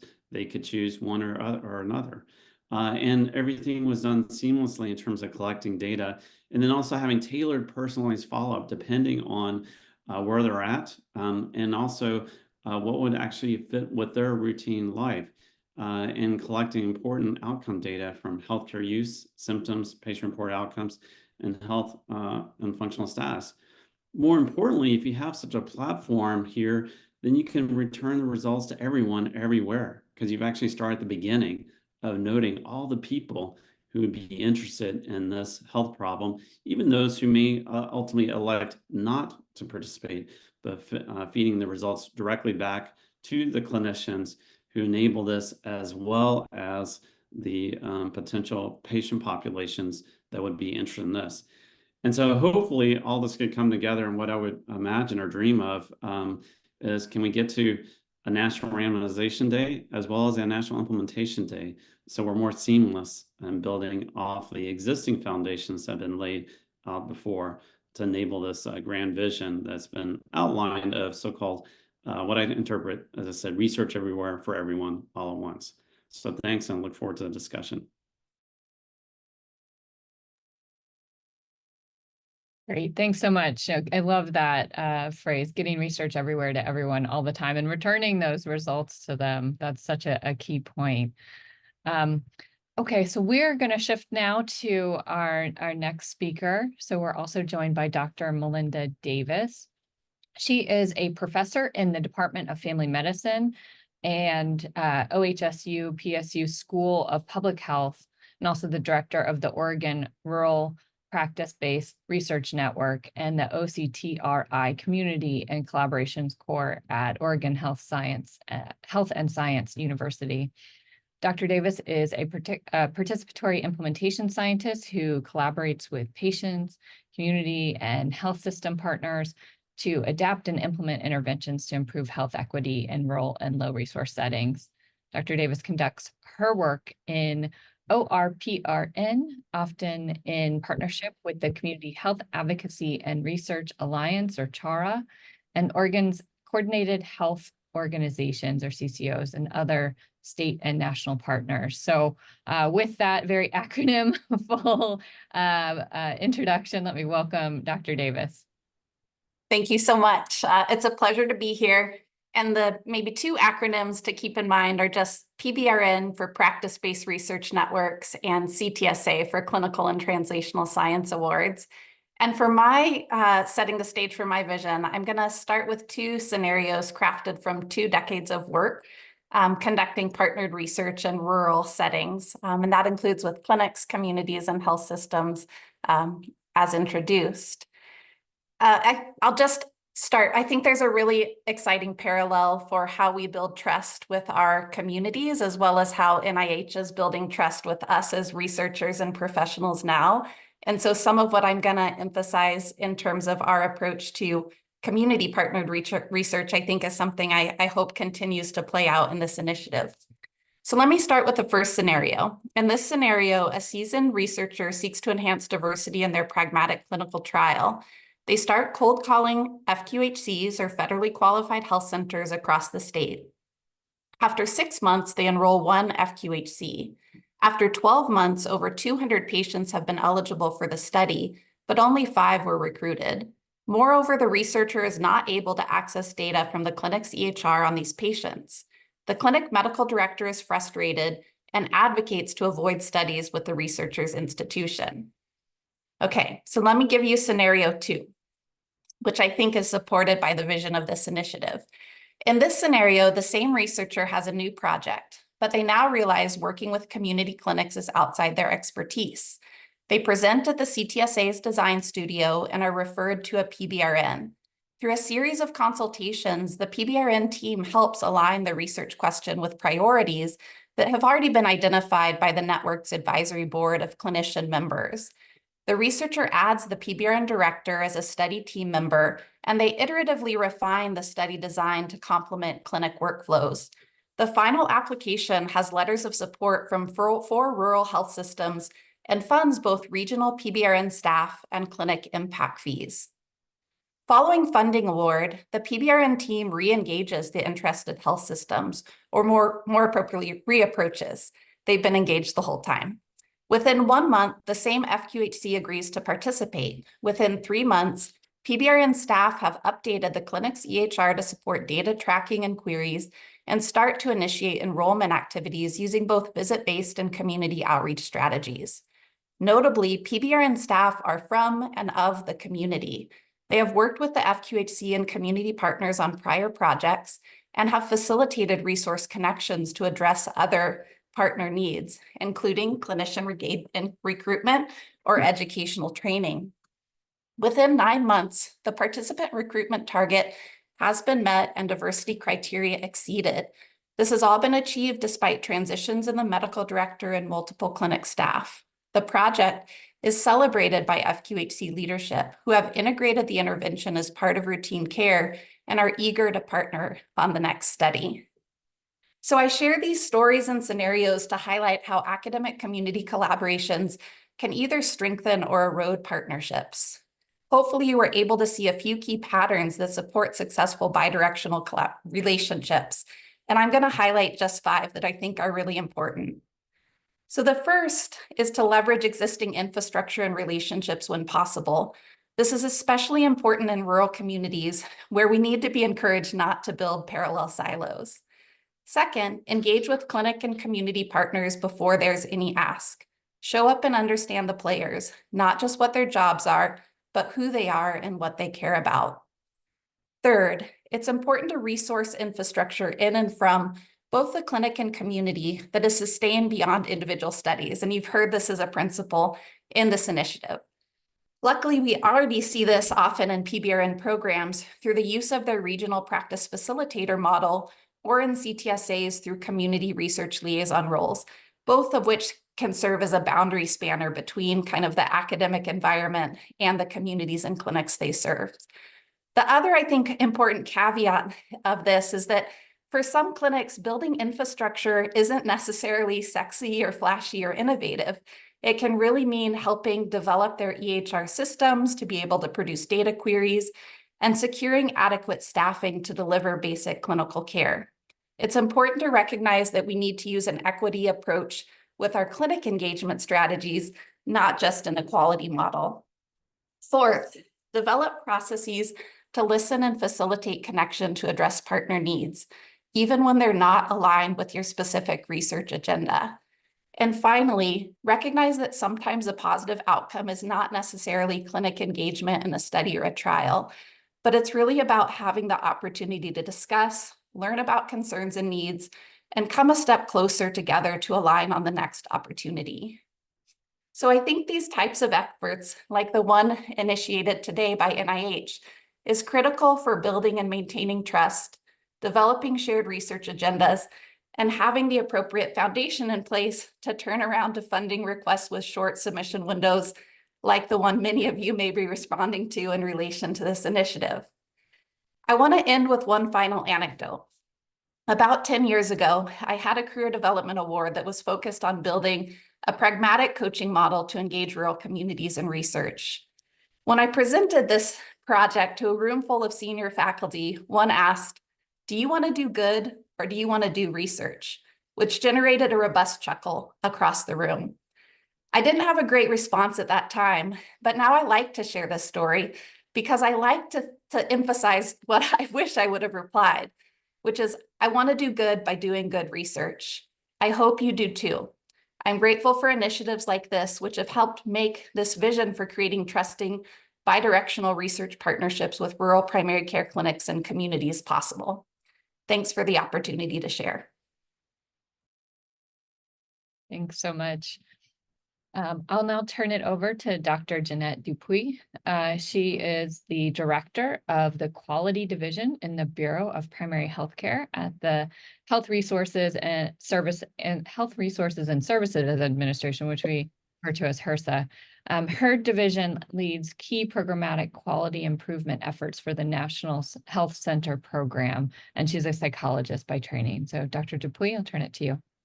Thanks so much, and it's such a pleasure to be here with all of you and representing HRSA, in particular the Bureau of Primary Healthcare.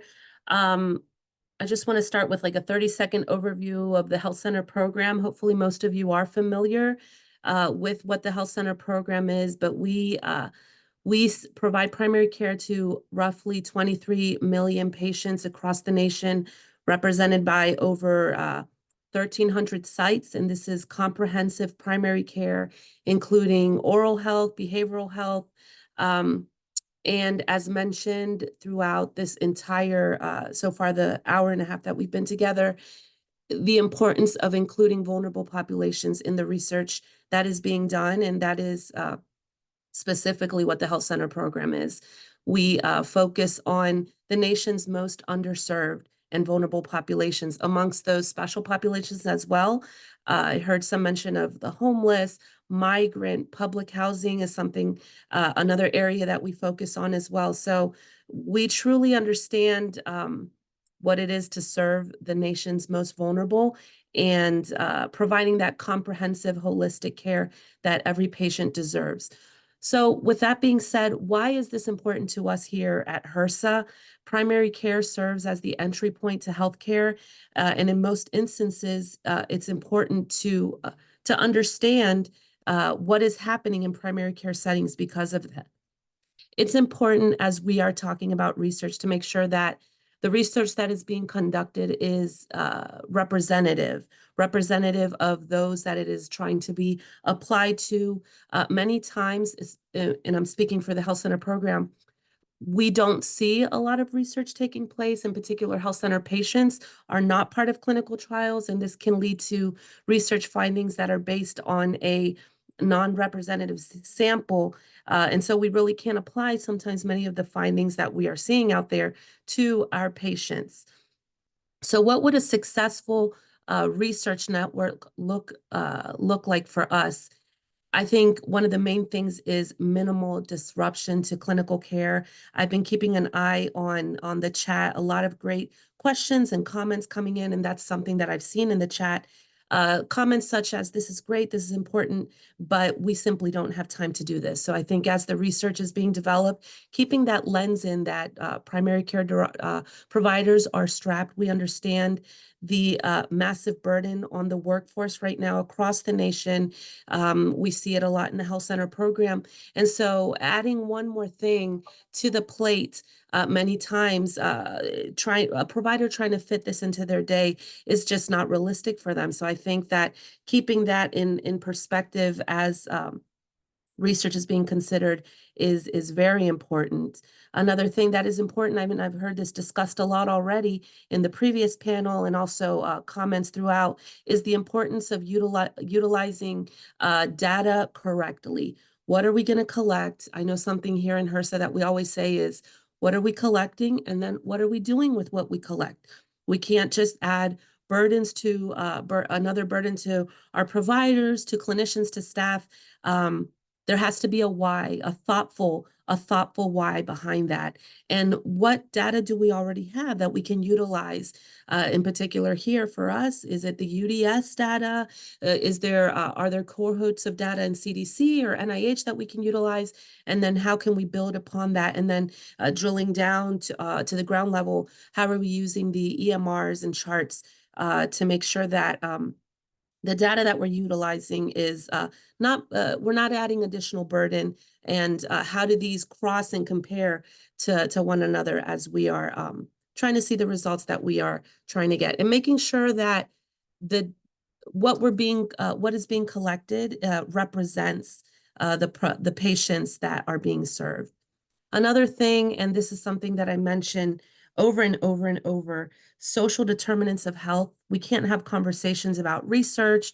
We can't have conversations about technical assistance.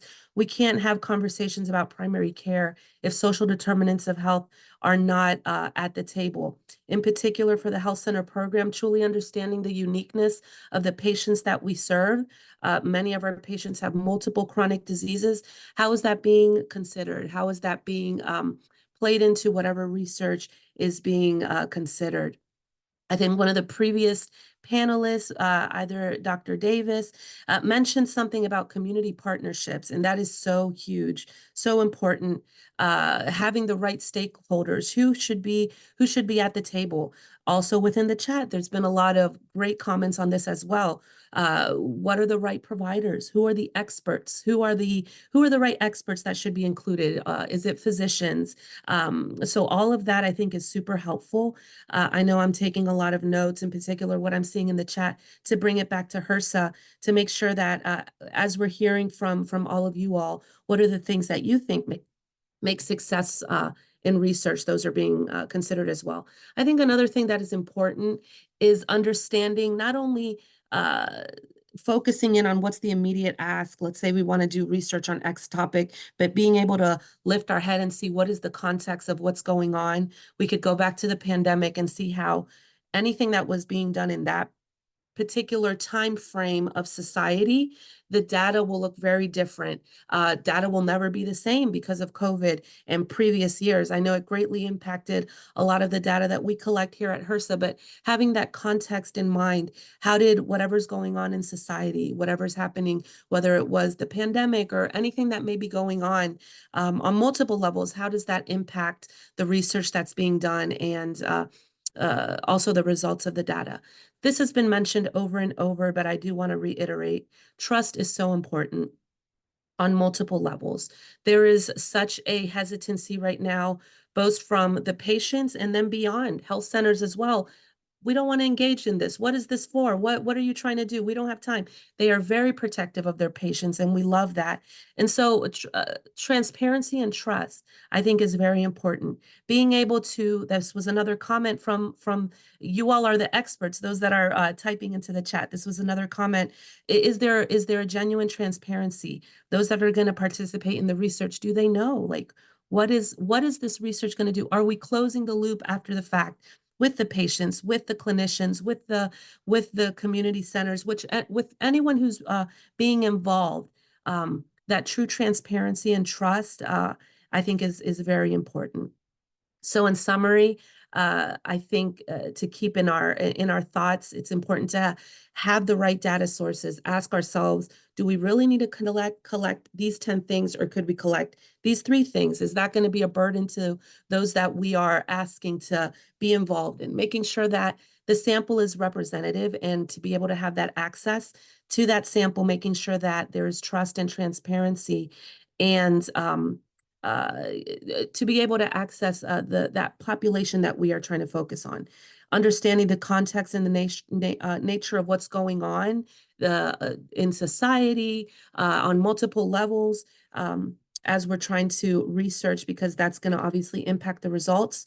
Social determinants of health, closing the loop with patients, clinicians, and also actionable findings, and of course, recommendations. What's the next? What we collected this, we did this, then now what? I think that's very important as well.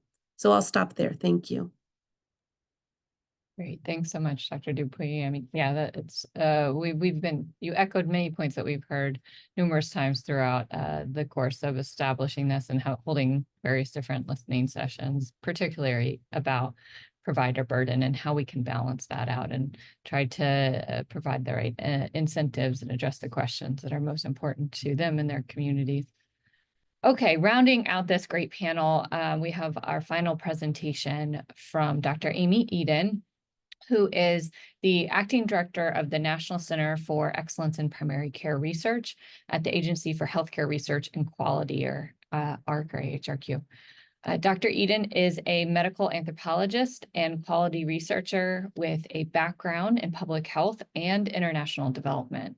And she previously was a senior research scientist at the American Board of Family Medicine and conducted various mixed methods research projects on the experiences of the primary care workforce and trends in primary care training and practice. So Dr. Eden, let me turn it over to you. Great. Thank you so much for having me. And I would just like to start with a little note that I'll be using NICE PCR to abbreviate the mouthful that is the National Center for Excellence in Primary Care Research going forward. So to present an AHRQ vision of a successful network for research in primary care, I'm going to draw on two sources. First, NICE PCR's definition of primary care research, and then secondly, AHRQ's 4 decades of work with primary care practice-based research networks, or PBRNs, as Melinda said. So NICE PCR has developed a definition of primary care research, which builds on Barbara Starfield's 1996 assertion that the only meaningful definition of primary care research is research that is done in a primary care context. But given how that context has changed quite a bit since the 90s, as Dr. Hernandez so nicely illustrated on his slide, our definition expands on that notion, defining it as research conducted for the purpose of better understanding or improving primary care, and a little more specifically, research that is conducted in a primary care setting that is about primary care patients, clinicians, or teams, and is on a topic that's integral to or has direct implications for the delivery of primary care. So from this definitional perspective, a successful network would really ensure that the clinical studies selected are ones that are important for primary care patients, clinicians, and teams, and that they have the potential for real and positive impact on the quality of primary care when translated into practice. Given NICE PCR's role in primary care research, we are especially interested in study designs, protocols, methods, or measurements that really consider how the clinical research might impact or be informed by the foundational elements of primary care, which is the place of first contact with the health system for most patients most of the time. It's also continuous patient care over time. And of course, it's coordinated, comprehensive, whole person-centered care. And making these connections between the studies and the nature of primary care may really serve to improve recruitment, engagement, and the commitment of primary care practices and their patients and their communities over time. And I would just want to add that while our definition of primary care research doesn't specify who conducts primary care research, to us, a successful network would really help to build and support the primary care research workforce, including physician and clinician researchers, social scientists, et cetera, by ensuring the inclusion of primary care researchers on every study team.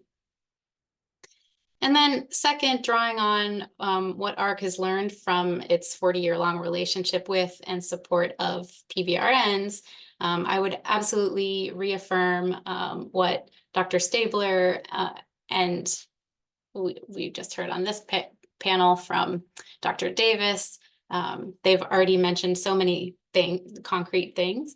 And I'd really propose that the structure and unique approach of PBRNs really serves as a model of what success looks like in conducting real-world, community-based research in primary care practice settings.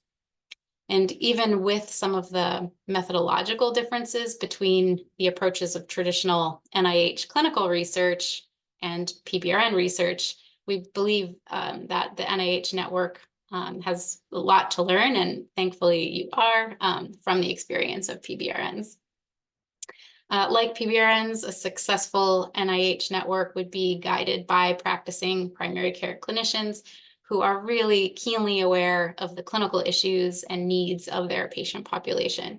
And really, who better to identify the research questions that need answers on the front end, but then also to ultimately implement those research findings and the evidence into practice at the tail end.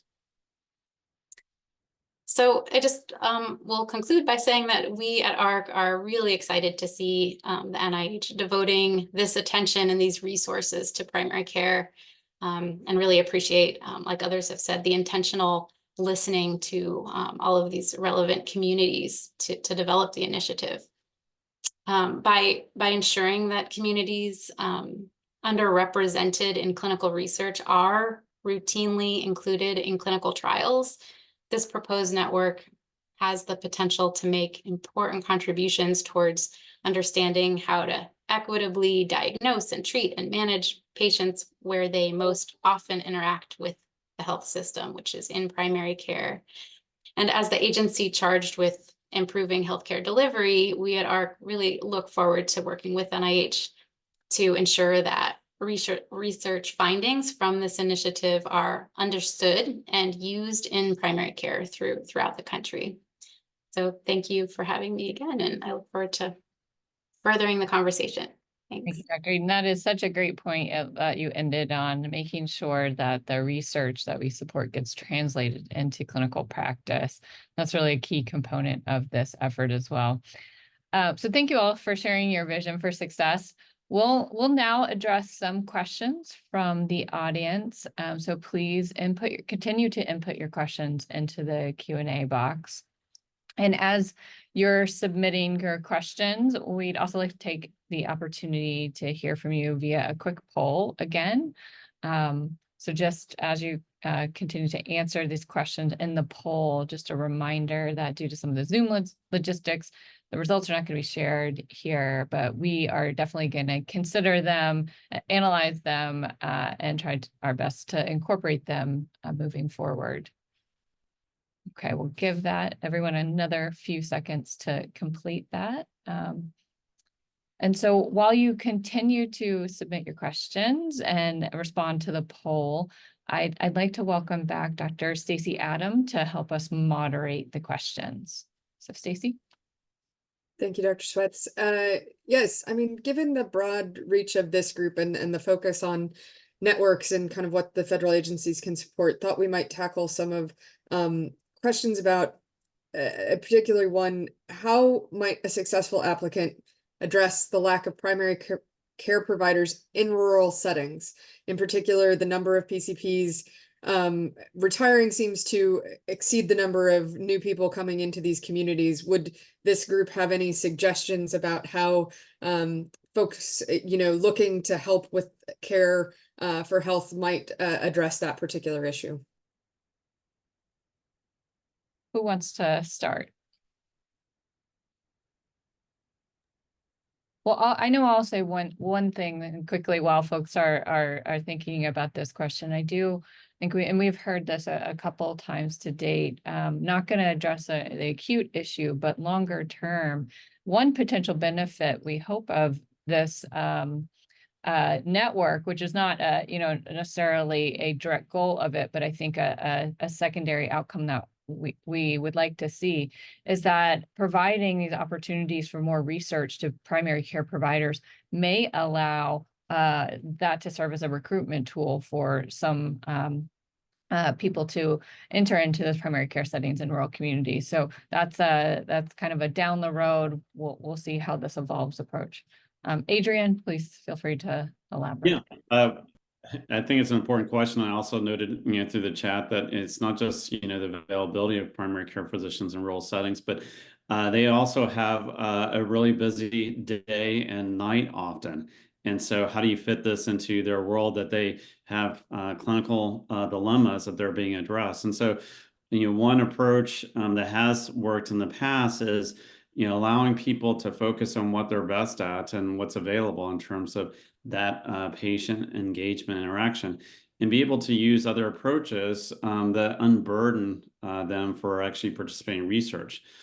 So there are many models that have been demonstrating in terms of centralizing some of those aspects that are I'll just call it the administrative burden that the large healthcare systems often carry.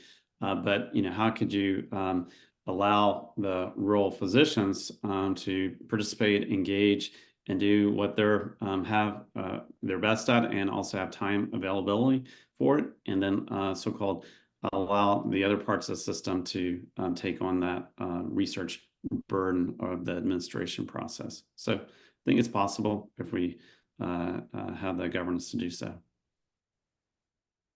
I would just add, in our experience in ORPRN, a number of our clinicians in rural areas have actually said participation with a PBRN or in research studies is often a lifeline. It creates an opportunity to kind of step out of the day-to-day and really contribute to a bigger generalizable mission and feel like you're having an impact beyond that individual direct patient care. I think it's not just providers we need to be thinking about, though. It's also staff, as some folks mentioned. Staffing transitions have always been a challenge in primary care, and I think those have been amplified in the wake of COVID. The other thing I think that's important is realizing that a lot of these networks, we're not just doing research. We might have arms that are focused on educational outreach. We might have arms that are focused on kind of health policy implementation.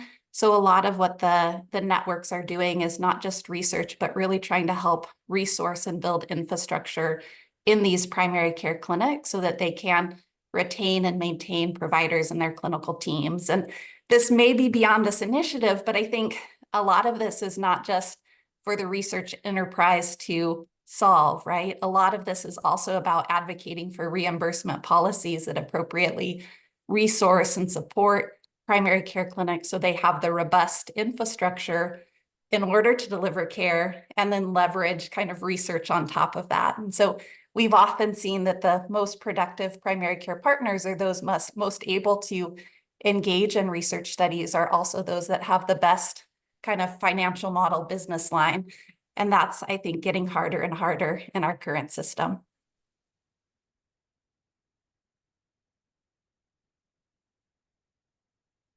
Excellent. Thank you all. Building a little bit, and Adrian, you talked just a moment ago a little bit about burden. We've had a number of questions that sort of center around what is the role in this particular network, and do we foresee that there will be a buildup of it, of mobile health technology, kind of implementation of tech, maybe even engagement of alternative sites such as CVS and others. And so these, new innovative alternative models, how do you see that playing into the role of relieving that burden, or helping to relieve burden, and even to some extent addressing what Dr. Davis just talked about staff turnover? If you could have a centralized remote folks doing that for the primary care physicians. Yeah, I think it's very well possible. And so, again, adapting to what the clinical questions and how they're being addressed and the study needs there. And so there are many things that can leverage technology, adapt to the situation, so it can be more seamless for the user experience, the patient experience, as well as the clinicians and staff. And just noting like some of the comments about 9.5 hours that people have, the staff turnover. And so we wouldn't want to have a system, I think, that burdens them, but actually alleviates the burden. And that can be done through different centralized methods or technologies for the various networks. And I've seen a variety of networks out there that have started using that. And again, hopefully getting greater engagement at the point of care to allow people to have freedom to do what they want to do. Does anyone else have thoughts? Amy? Yeah, I'll just add that, you know, there are a lot of newly developing technologies and models of care delivery to the point that generations, younger generations don't even have a primary care provider. A lot of that might have to do with not just access issues and the changing nature of how people seek care, but also, you know, their health tend to be healthier younger people.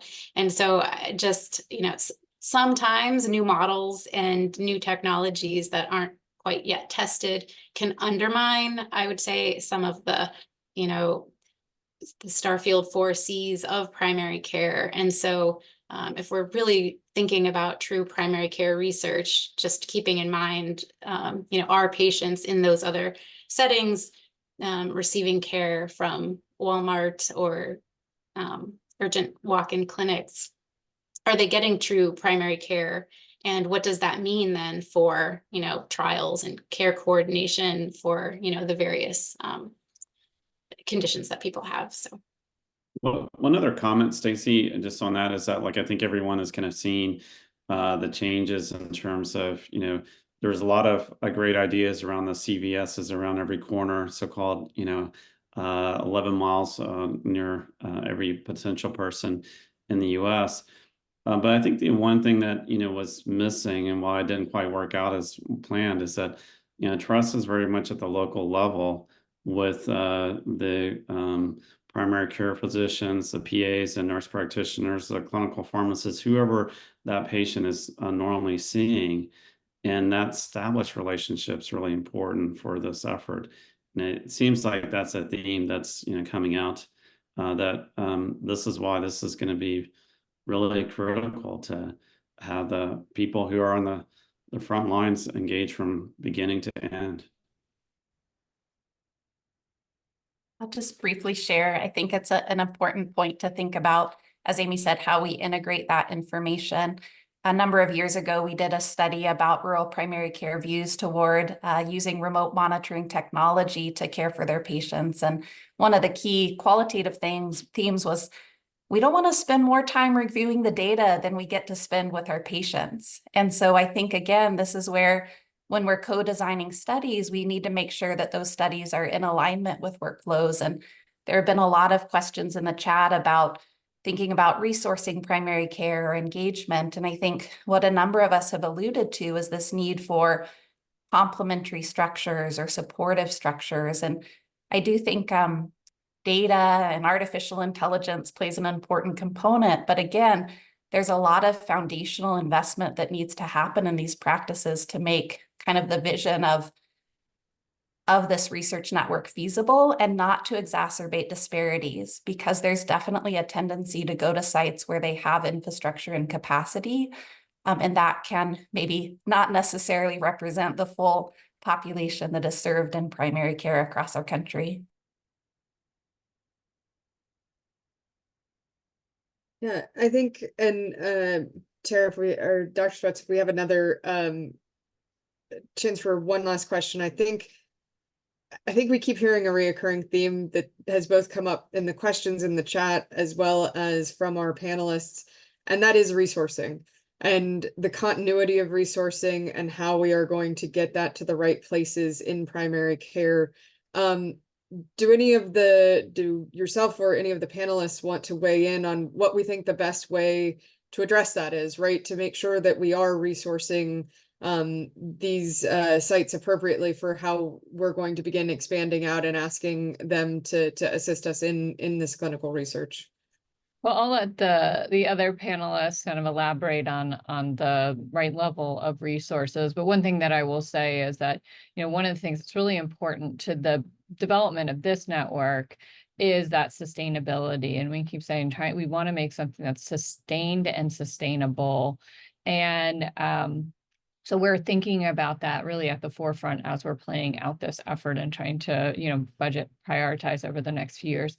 The other thing I would say is we also recognize that there needs to be flexibility built in to help and, as we evolve with the development of the program, as it hopefully it continues to expand and grow, but also as we learn more about how this will function, what the needs of the communities are. And so some of the mechanisms that we're utilizing should help us to enable that flexibility a bit. But I'd love to hear from the other panelists. Well, I can jump in really quickly. I don't have the right answers, but I know from ARC's PBRN experience in the past, finding the appropriate funding mechanisms to fund practice, primary care practice and community organization and patient engagement from the beginning, from those planning. So, how do we fund planning stages, the capacity building, dependent on what the needs are in the community or in the practice, building research infrastructure, all of those things might need a little more creativity. They don't fit in the normal research project funding cycle. So, how do we incorporate that and set them up for successful participation in research? You raise a great point about capacity building. Part of what we're doing with this program is trying to leverage some of our existing infrastructure that we have in our existing networks that are building up that capacity. Adrian, please. Yeah, no, having examined that kind of financial model for these types of things in the past, I think, two things come up is ensuring there's a portfolio that matters. So meaning that there's enough studies that, can cover what's needed for a primary care based research network and the various clinics.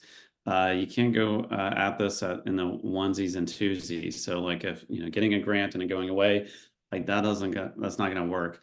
That ties into the other thing. And, again, primary care colleagues often say capacity planning is really important.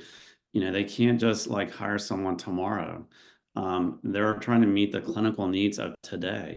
And so having kind of that long runway and understanding capacity planning is really important. So again, it ties into a portfolio and, at least, the forecast of all the different issues that need to be addressed is, I'll just say gloomy. So it's really important here to have that portfolio match what's needed in the future. Maybe have just a few thoughts. And again, like Amy, don't have the answers, but hopefully we'll learn some commonalities in this initiative. But I think one of the things we've really learned in our network is that this is where it's important to know the sites. And so obviously resourcing clinical partners is important, but in some settings, let's say if it's a larger health system, they may have clinical team members or a research division. And so you may choose to staff and resource one of those existing team members. If it's, say, a smaller independent practice or a more isolated practice, they might not have that same infrastructure. And so you might actually want to embed research team members to support the process. The other thing we've really realized is that the allocation of funds or clinic impact fees, maybe it's good to have flexibility there in the sense that sometimes clinics want to use that to buy out specific FTE. And we've also seen sometimes clinics use that money to put a new roof on their practice because that's where they needed the resources to go. So I think a lot of this just goes back to the need to not just be thinking about our research enterprise, but also what's the broader financial model for primary care success. I think the other thing that's really exciting, and this is also in the chat, some of the new mechanisms and requests for applications that are coming out of the NIH and other partners where they're focused on things that matter, like social determinants of health and behavioral health integration. Like there is a very exciting shift, I would say, in terms of what's being supported in our federal research. And there are lots of exciting opportunities that complement this initiative. So we're at a really good point. It's exciting to see all these, I think what I assume are practitioners in the chat who want to get involved. And so really excited to see how we can learn and help facilitate the ability for partners to participate effectively. Great. Well, I think we're now going to transition to the next session. But before we go, we're going to ask for your input on another poll. So that should be popping up here just for your input here about the types of studies you think the network should be focused on. And so while you're filling that out, I just want to take a moment to thank you again for the panelists. That was a great discussion across this panel and the earlier panel. Really appreciate you joining us. And I'd now like to welcome Dr. Amy Patterson, who is the Interim Scientific and Medical Director for Care for Health. And she's going to give us a little bit of information and insight into the path forward for the program. So, Amy. Good afternoon, everyone. Thank you for participating today as we launch this new program. During this portion of the meeting, as Dr. Schwetz said, we'll be reviewing the overarching aims of Care for Health with a focus on the initial planned approach and timeline. And I'll say up front that this is a work in progress, and we look forward to working with you as we shape the program moving forward. Next slide, please. As Dr. Bertagnolli and our panelists and people in the chat have underscored, there's a critical need to extend research participation opportunities to communities that are medically underserved, disproportionately impacted by disease, and underrepresented in clinical research, and to offer those opportunities for research participation in local settings where people seek care. The overarching goal for us is routinely conducted in primary care settings, such that the fruits of this research can help advance clinical care and are applicable across our population. Based on the input that we've received so far, and including today's discussion, we know that to be successful, this effort that we're launching today needs to be practice-based and patient-centered, meaning that practitioners, their staff, patients are all our partners in planning the research. To address the need to extend research participation opportunities, as you've heard, we're beginning to establish a primary care-based research network of networks, if you will, one that is disease agnostic and is intended to facilitate clinical research across clinical conditions and across the lifespan, addressing both prevention and treatment and dissemination and implementation. This network will strive to facilitate and embed innovative research into routine clinical care in real-world settings and to emphasize and enhance dissemination, return of meaningful, impactful results to practices, to patient communities, to enhance implementation of effective care strategies. This network's also going to aim to create a foundation, as many have touched upon, for sustained, active, bi-directional, and ongoing engagement and partnerships with primary care clinicians and communities. Next slide. The approach we're taking to begin this effort is first to move toward a rapid launch, just to get going, partnering with extant clinical research networks and providing resources for them to expand enrollment efforts of some current ongoing NIH studies that they will select and that align with the health conditions of relevance to and are prioritized by primary care practitioners and their local communities. And as the enabling and supportive infrastructure is established over the next year, we'll also begin to pilot new studies and expand the network of networks with new collaborations. To ensure that the program is indeed practice-based and patient-centered, we will be engaging primary care practices and their community partners in prioritizing, planning these new research studies. And together we'll develop and implement new studies using fit-for-purpose methods and technologies that are designed to minimize the burden on patients to not disrupt the workflow of the primary care setting, but are also designed to maximize the value of the research, or as Dr. Hodder put it, be truly impactful research in the context of primary care. Next slide, please. Fortunately, and as many people have alluded to, we don't have to start from scratch. There are a number of outstanding efforts already underway to advance primary care-based research. Many partners, as shown here, groups, organizations that we need to continue to engage and hear from. And we look forward to forging multiple partnerships and to really learn from this significant collective expertise and experience as we work together to build a national scale effort, a national ecosystem here. We anticipate that the scope of partners will expand as the program grows to build a really sustainable foundation, starting with some collaborations with several ongoing programs. These include, for example, the NIH All of Us program, the IDEA Clinical Trials Translational Research Network, the Community Engagement Alliance, or SEAL, the Clinical and Translational Science Awards programs, or CTSAs, and the NIH Collaboratory, as well as PCORI's Patient-Centered Clinical Research Network, or PCORNet. We have a number of initial key federal partners, several of whom are represented in the meeting here today: HRSA, AHRQ. We also have reached out to the Indian Health Service, FDA, and CMS, recognizing their important roles in this space. And again, expect this partnership to evolve and expand over time. Next slide. The Care for Health program is led by several members of the NIH senior leadership team, and it will be co-led as we develop it further by leaders from the primary care and patient-led communities. Several of the NIH leadership members you met earlier in this meeting, Dr. Helene Langevin, Dr. Joni Rutter, and Dr. Deb Tucci, who, in addition to serving as directors of their respective institutes, also serve as co-chairs for the Care for Health Oversight Committee, alongside Dr. Tara Schwetz, who you've met today, who serves as the director of the Division for Program Coordination, Planning, and Strategic Initiatives at NIH, which is the home, as many of you may know, of the NIH Common Fund. Next slide, please.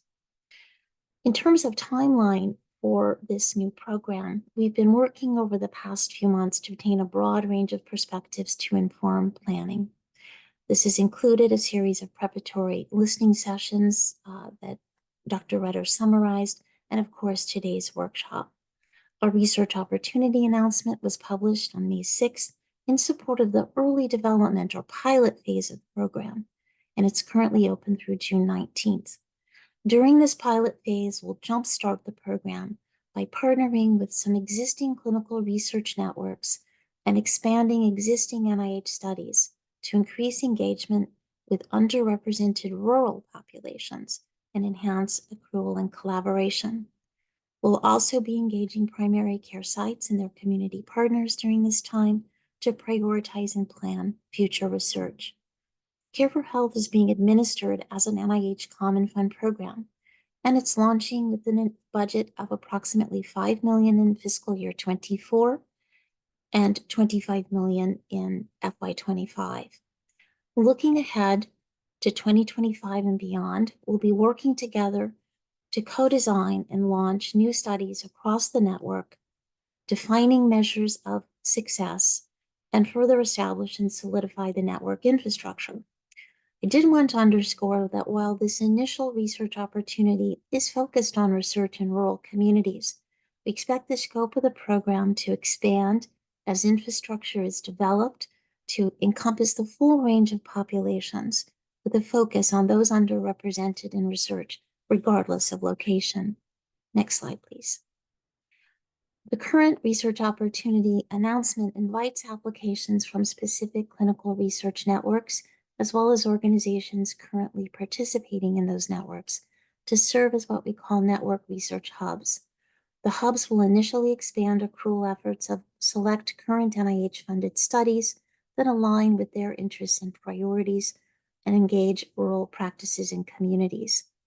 These hubs will also develop and conduct new studies in partnership with local practitioners and patient communities, so that Care for Health research studies align with local primary care priorities and utilize innovative clinical study designs that minimize burden.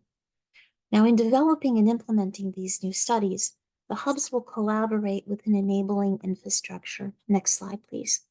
That will be developed by Care for Health during the next year.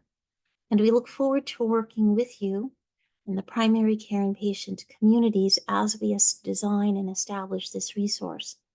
We envision the infrastructure as including several key components as depicted here, but will be intended to foster and facilitate research in primary care settings in a flexible, fit-for-purpose way that is responsive to local practice needs. Notably, this NIH-based infrastructure will include providing resources to facilitate sustained patient practice and community engagement. And this will be done in part through partnerships with a number of programs such as SEAL and All of Us that were previously mentioned, and others that already have robust efforts in this space. The infrastructure will include, for example, a clinical science center to enable and support the development of clinical study designs and implementation strategies that reduce burdens on sites and participants. It will provide oversight of the new studies and statistical and data management support. The infrastructure will also include an operations center that will, for example, conduct site feasibility assessments, help support forging site agreements, help coordinate study operations, including protocol refinements, compliance with regulatory and participant protection requirements, help with communications, training, data monitoring, and a variety of other activities that might be needed.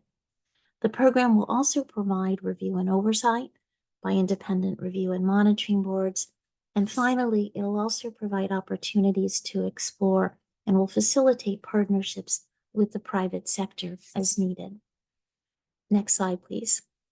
So to wrap up, during this 2-year pilot phase of the Care for Health program, we have a critical and challenging mission.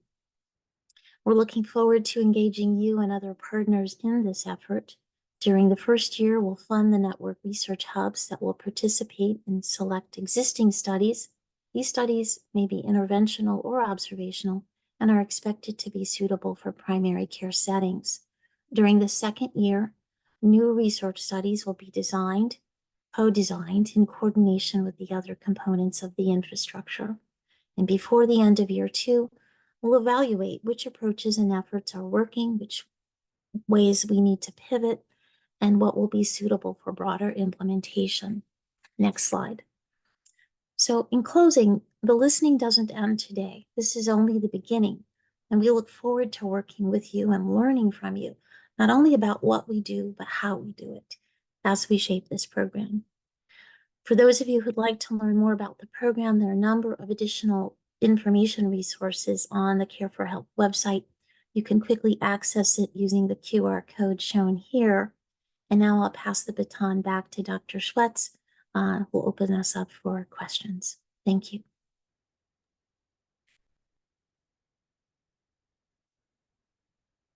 Great. Thank you, Dr. Patterson. I think we're actually going to have Dr. Cashew come on and help us run through some of the questions for us to try to address today. So Felicia? Yeah, we'll try to get through a few questions that have been coming in through the chat. We've have a big broad question about scope. So will the Care for Health network be focused on any specific research topics? Yeah, maybe Amy, you can address that. Happy to, Felicia. The scope of the research topics will be broad. They will be driven by the primary care clinicians and their patient communities. Yeah, we like to refer to it as we're pulling together a menu of studies that the sites can choose from based on the needs that they have in their own communities. So there's a lot of enthusiasm in the questions for primary care clinicians and organizations to really be involved and engaged in this effort. So can you speak a little bit more to how these primary care sites will be part of the Care for Health program? Amy, you want to take that? I'll start off and others please jump in. Well, first and foremost, we will be selecting in these initial network research hubs ones that have a proven track record of effectively engaging local communities, local practices.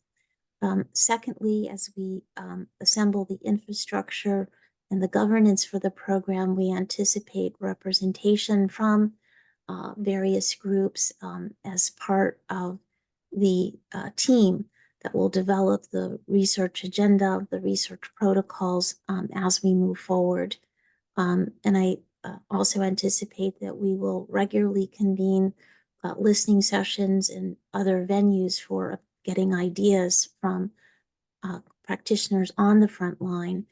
Engaging some of the professional societies that have a deep interest in this topic is also very important to us in reaching out to them. And if people on the call today have ideas about that and how to go about it, we'd be very open to it. Thank you. Great. We have a couple of questions about pediatrics. One member of the audience noted that children aren't little adults, so the pediatric primary care environment faces unique challenges and obstacles. And will pediatric primary care research be part of the program? Absolutely, it's a major. It's a major discipline. It's a major population. So where prevention needs to begin, in addition to healthcare. So definitely pediatric studies, pediatricians, pediatric care practices, definitely part of the program, important part. Yeah.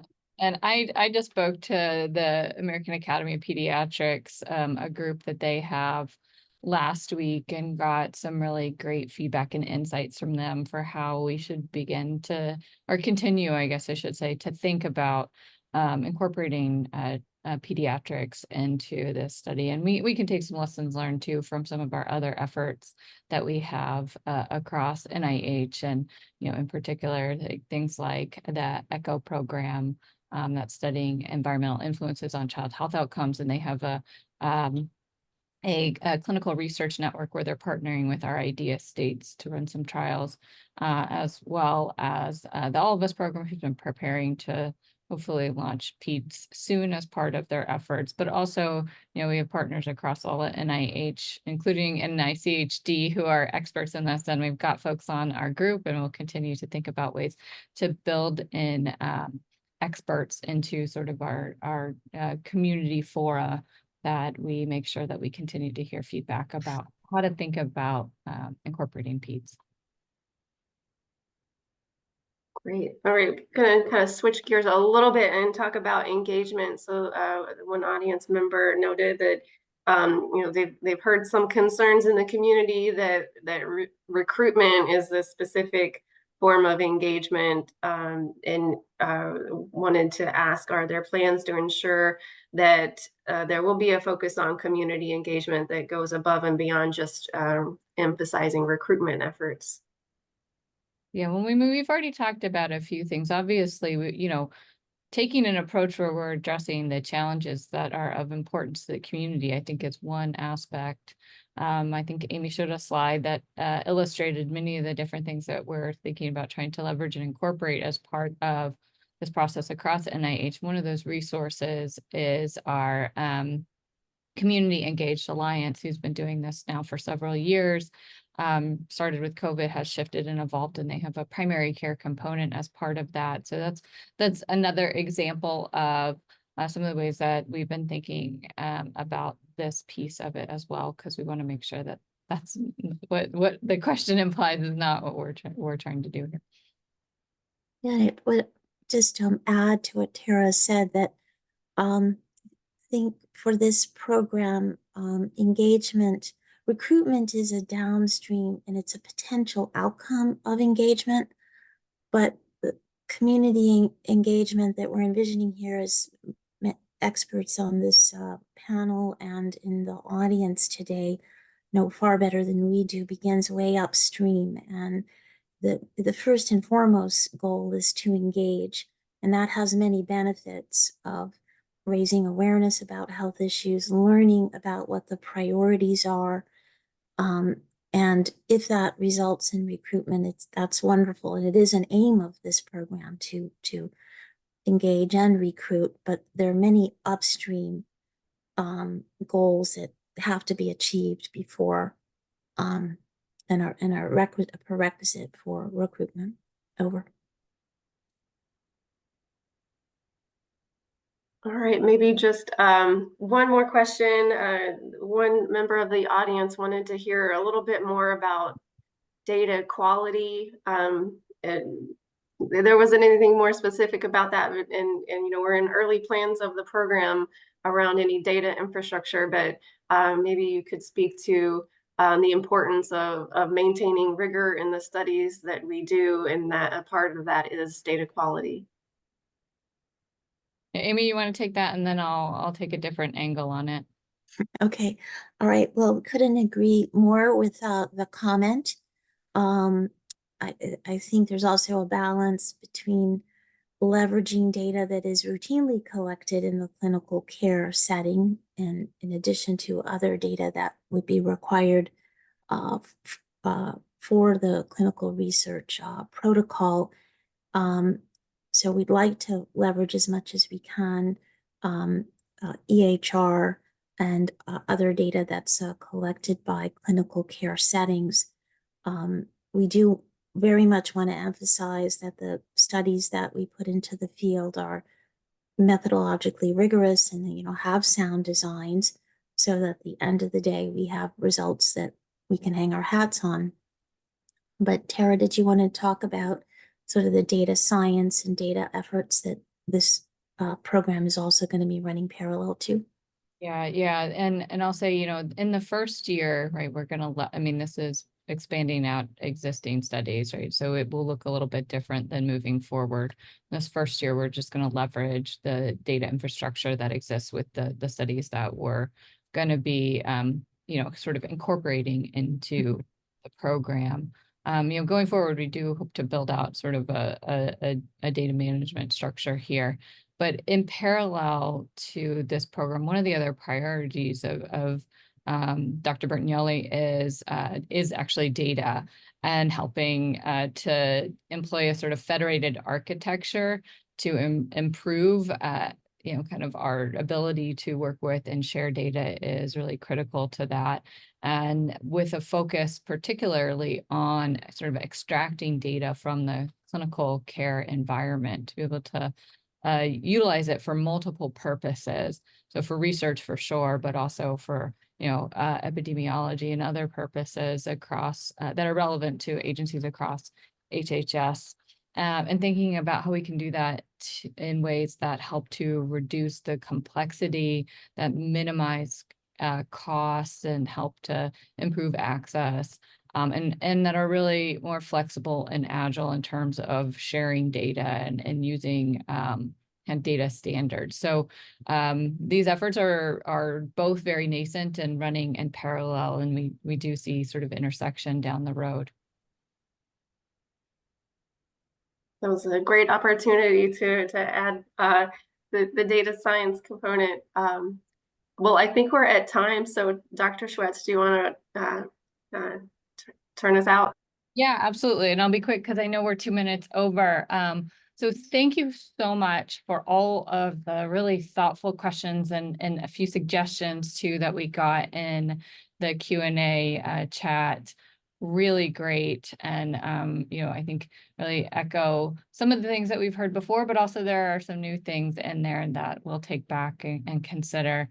And I really appreciate the panelists for their excellent thoughts and feedback that they have provided as well. Again, we know that there are we got lots of questions in the chat, and we weren't able to cover everything. We again hope that this is going to continue to be an ongoing dialogue, so that we can get input on this network as it continues to grow and evolve. And so just to stay in touch, if you have additional feedback that we weren't able to get to today, please feel free to send it either through the Slido QR code that is here, or you can go to slido.com. You can also visit the Care for Health website that has additional information. You can reach out to us at the website, or excuse me, the mailbox that is on the slide. It's also on the website. And you can join our listserv and stay updated on information as it comes out. So thank you all again for your time and interest and thoughts as we consider to how we are going to move forward with this network. And we really appreciate all of your contributions. So with that, the Clinical Research and Primary Care Public Workshop has concluded, and a recording of this webinar along with the slides are going to be posted online. So thank you all.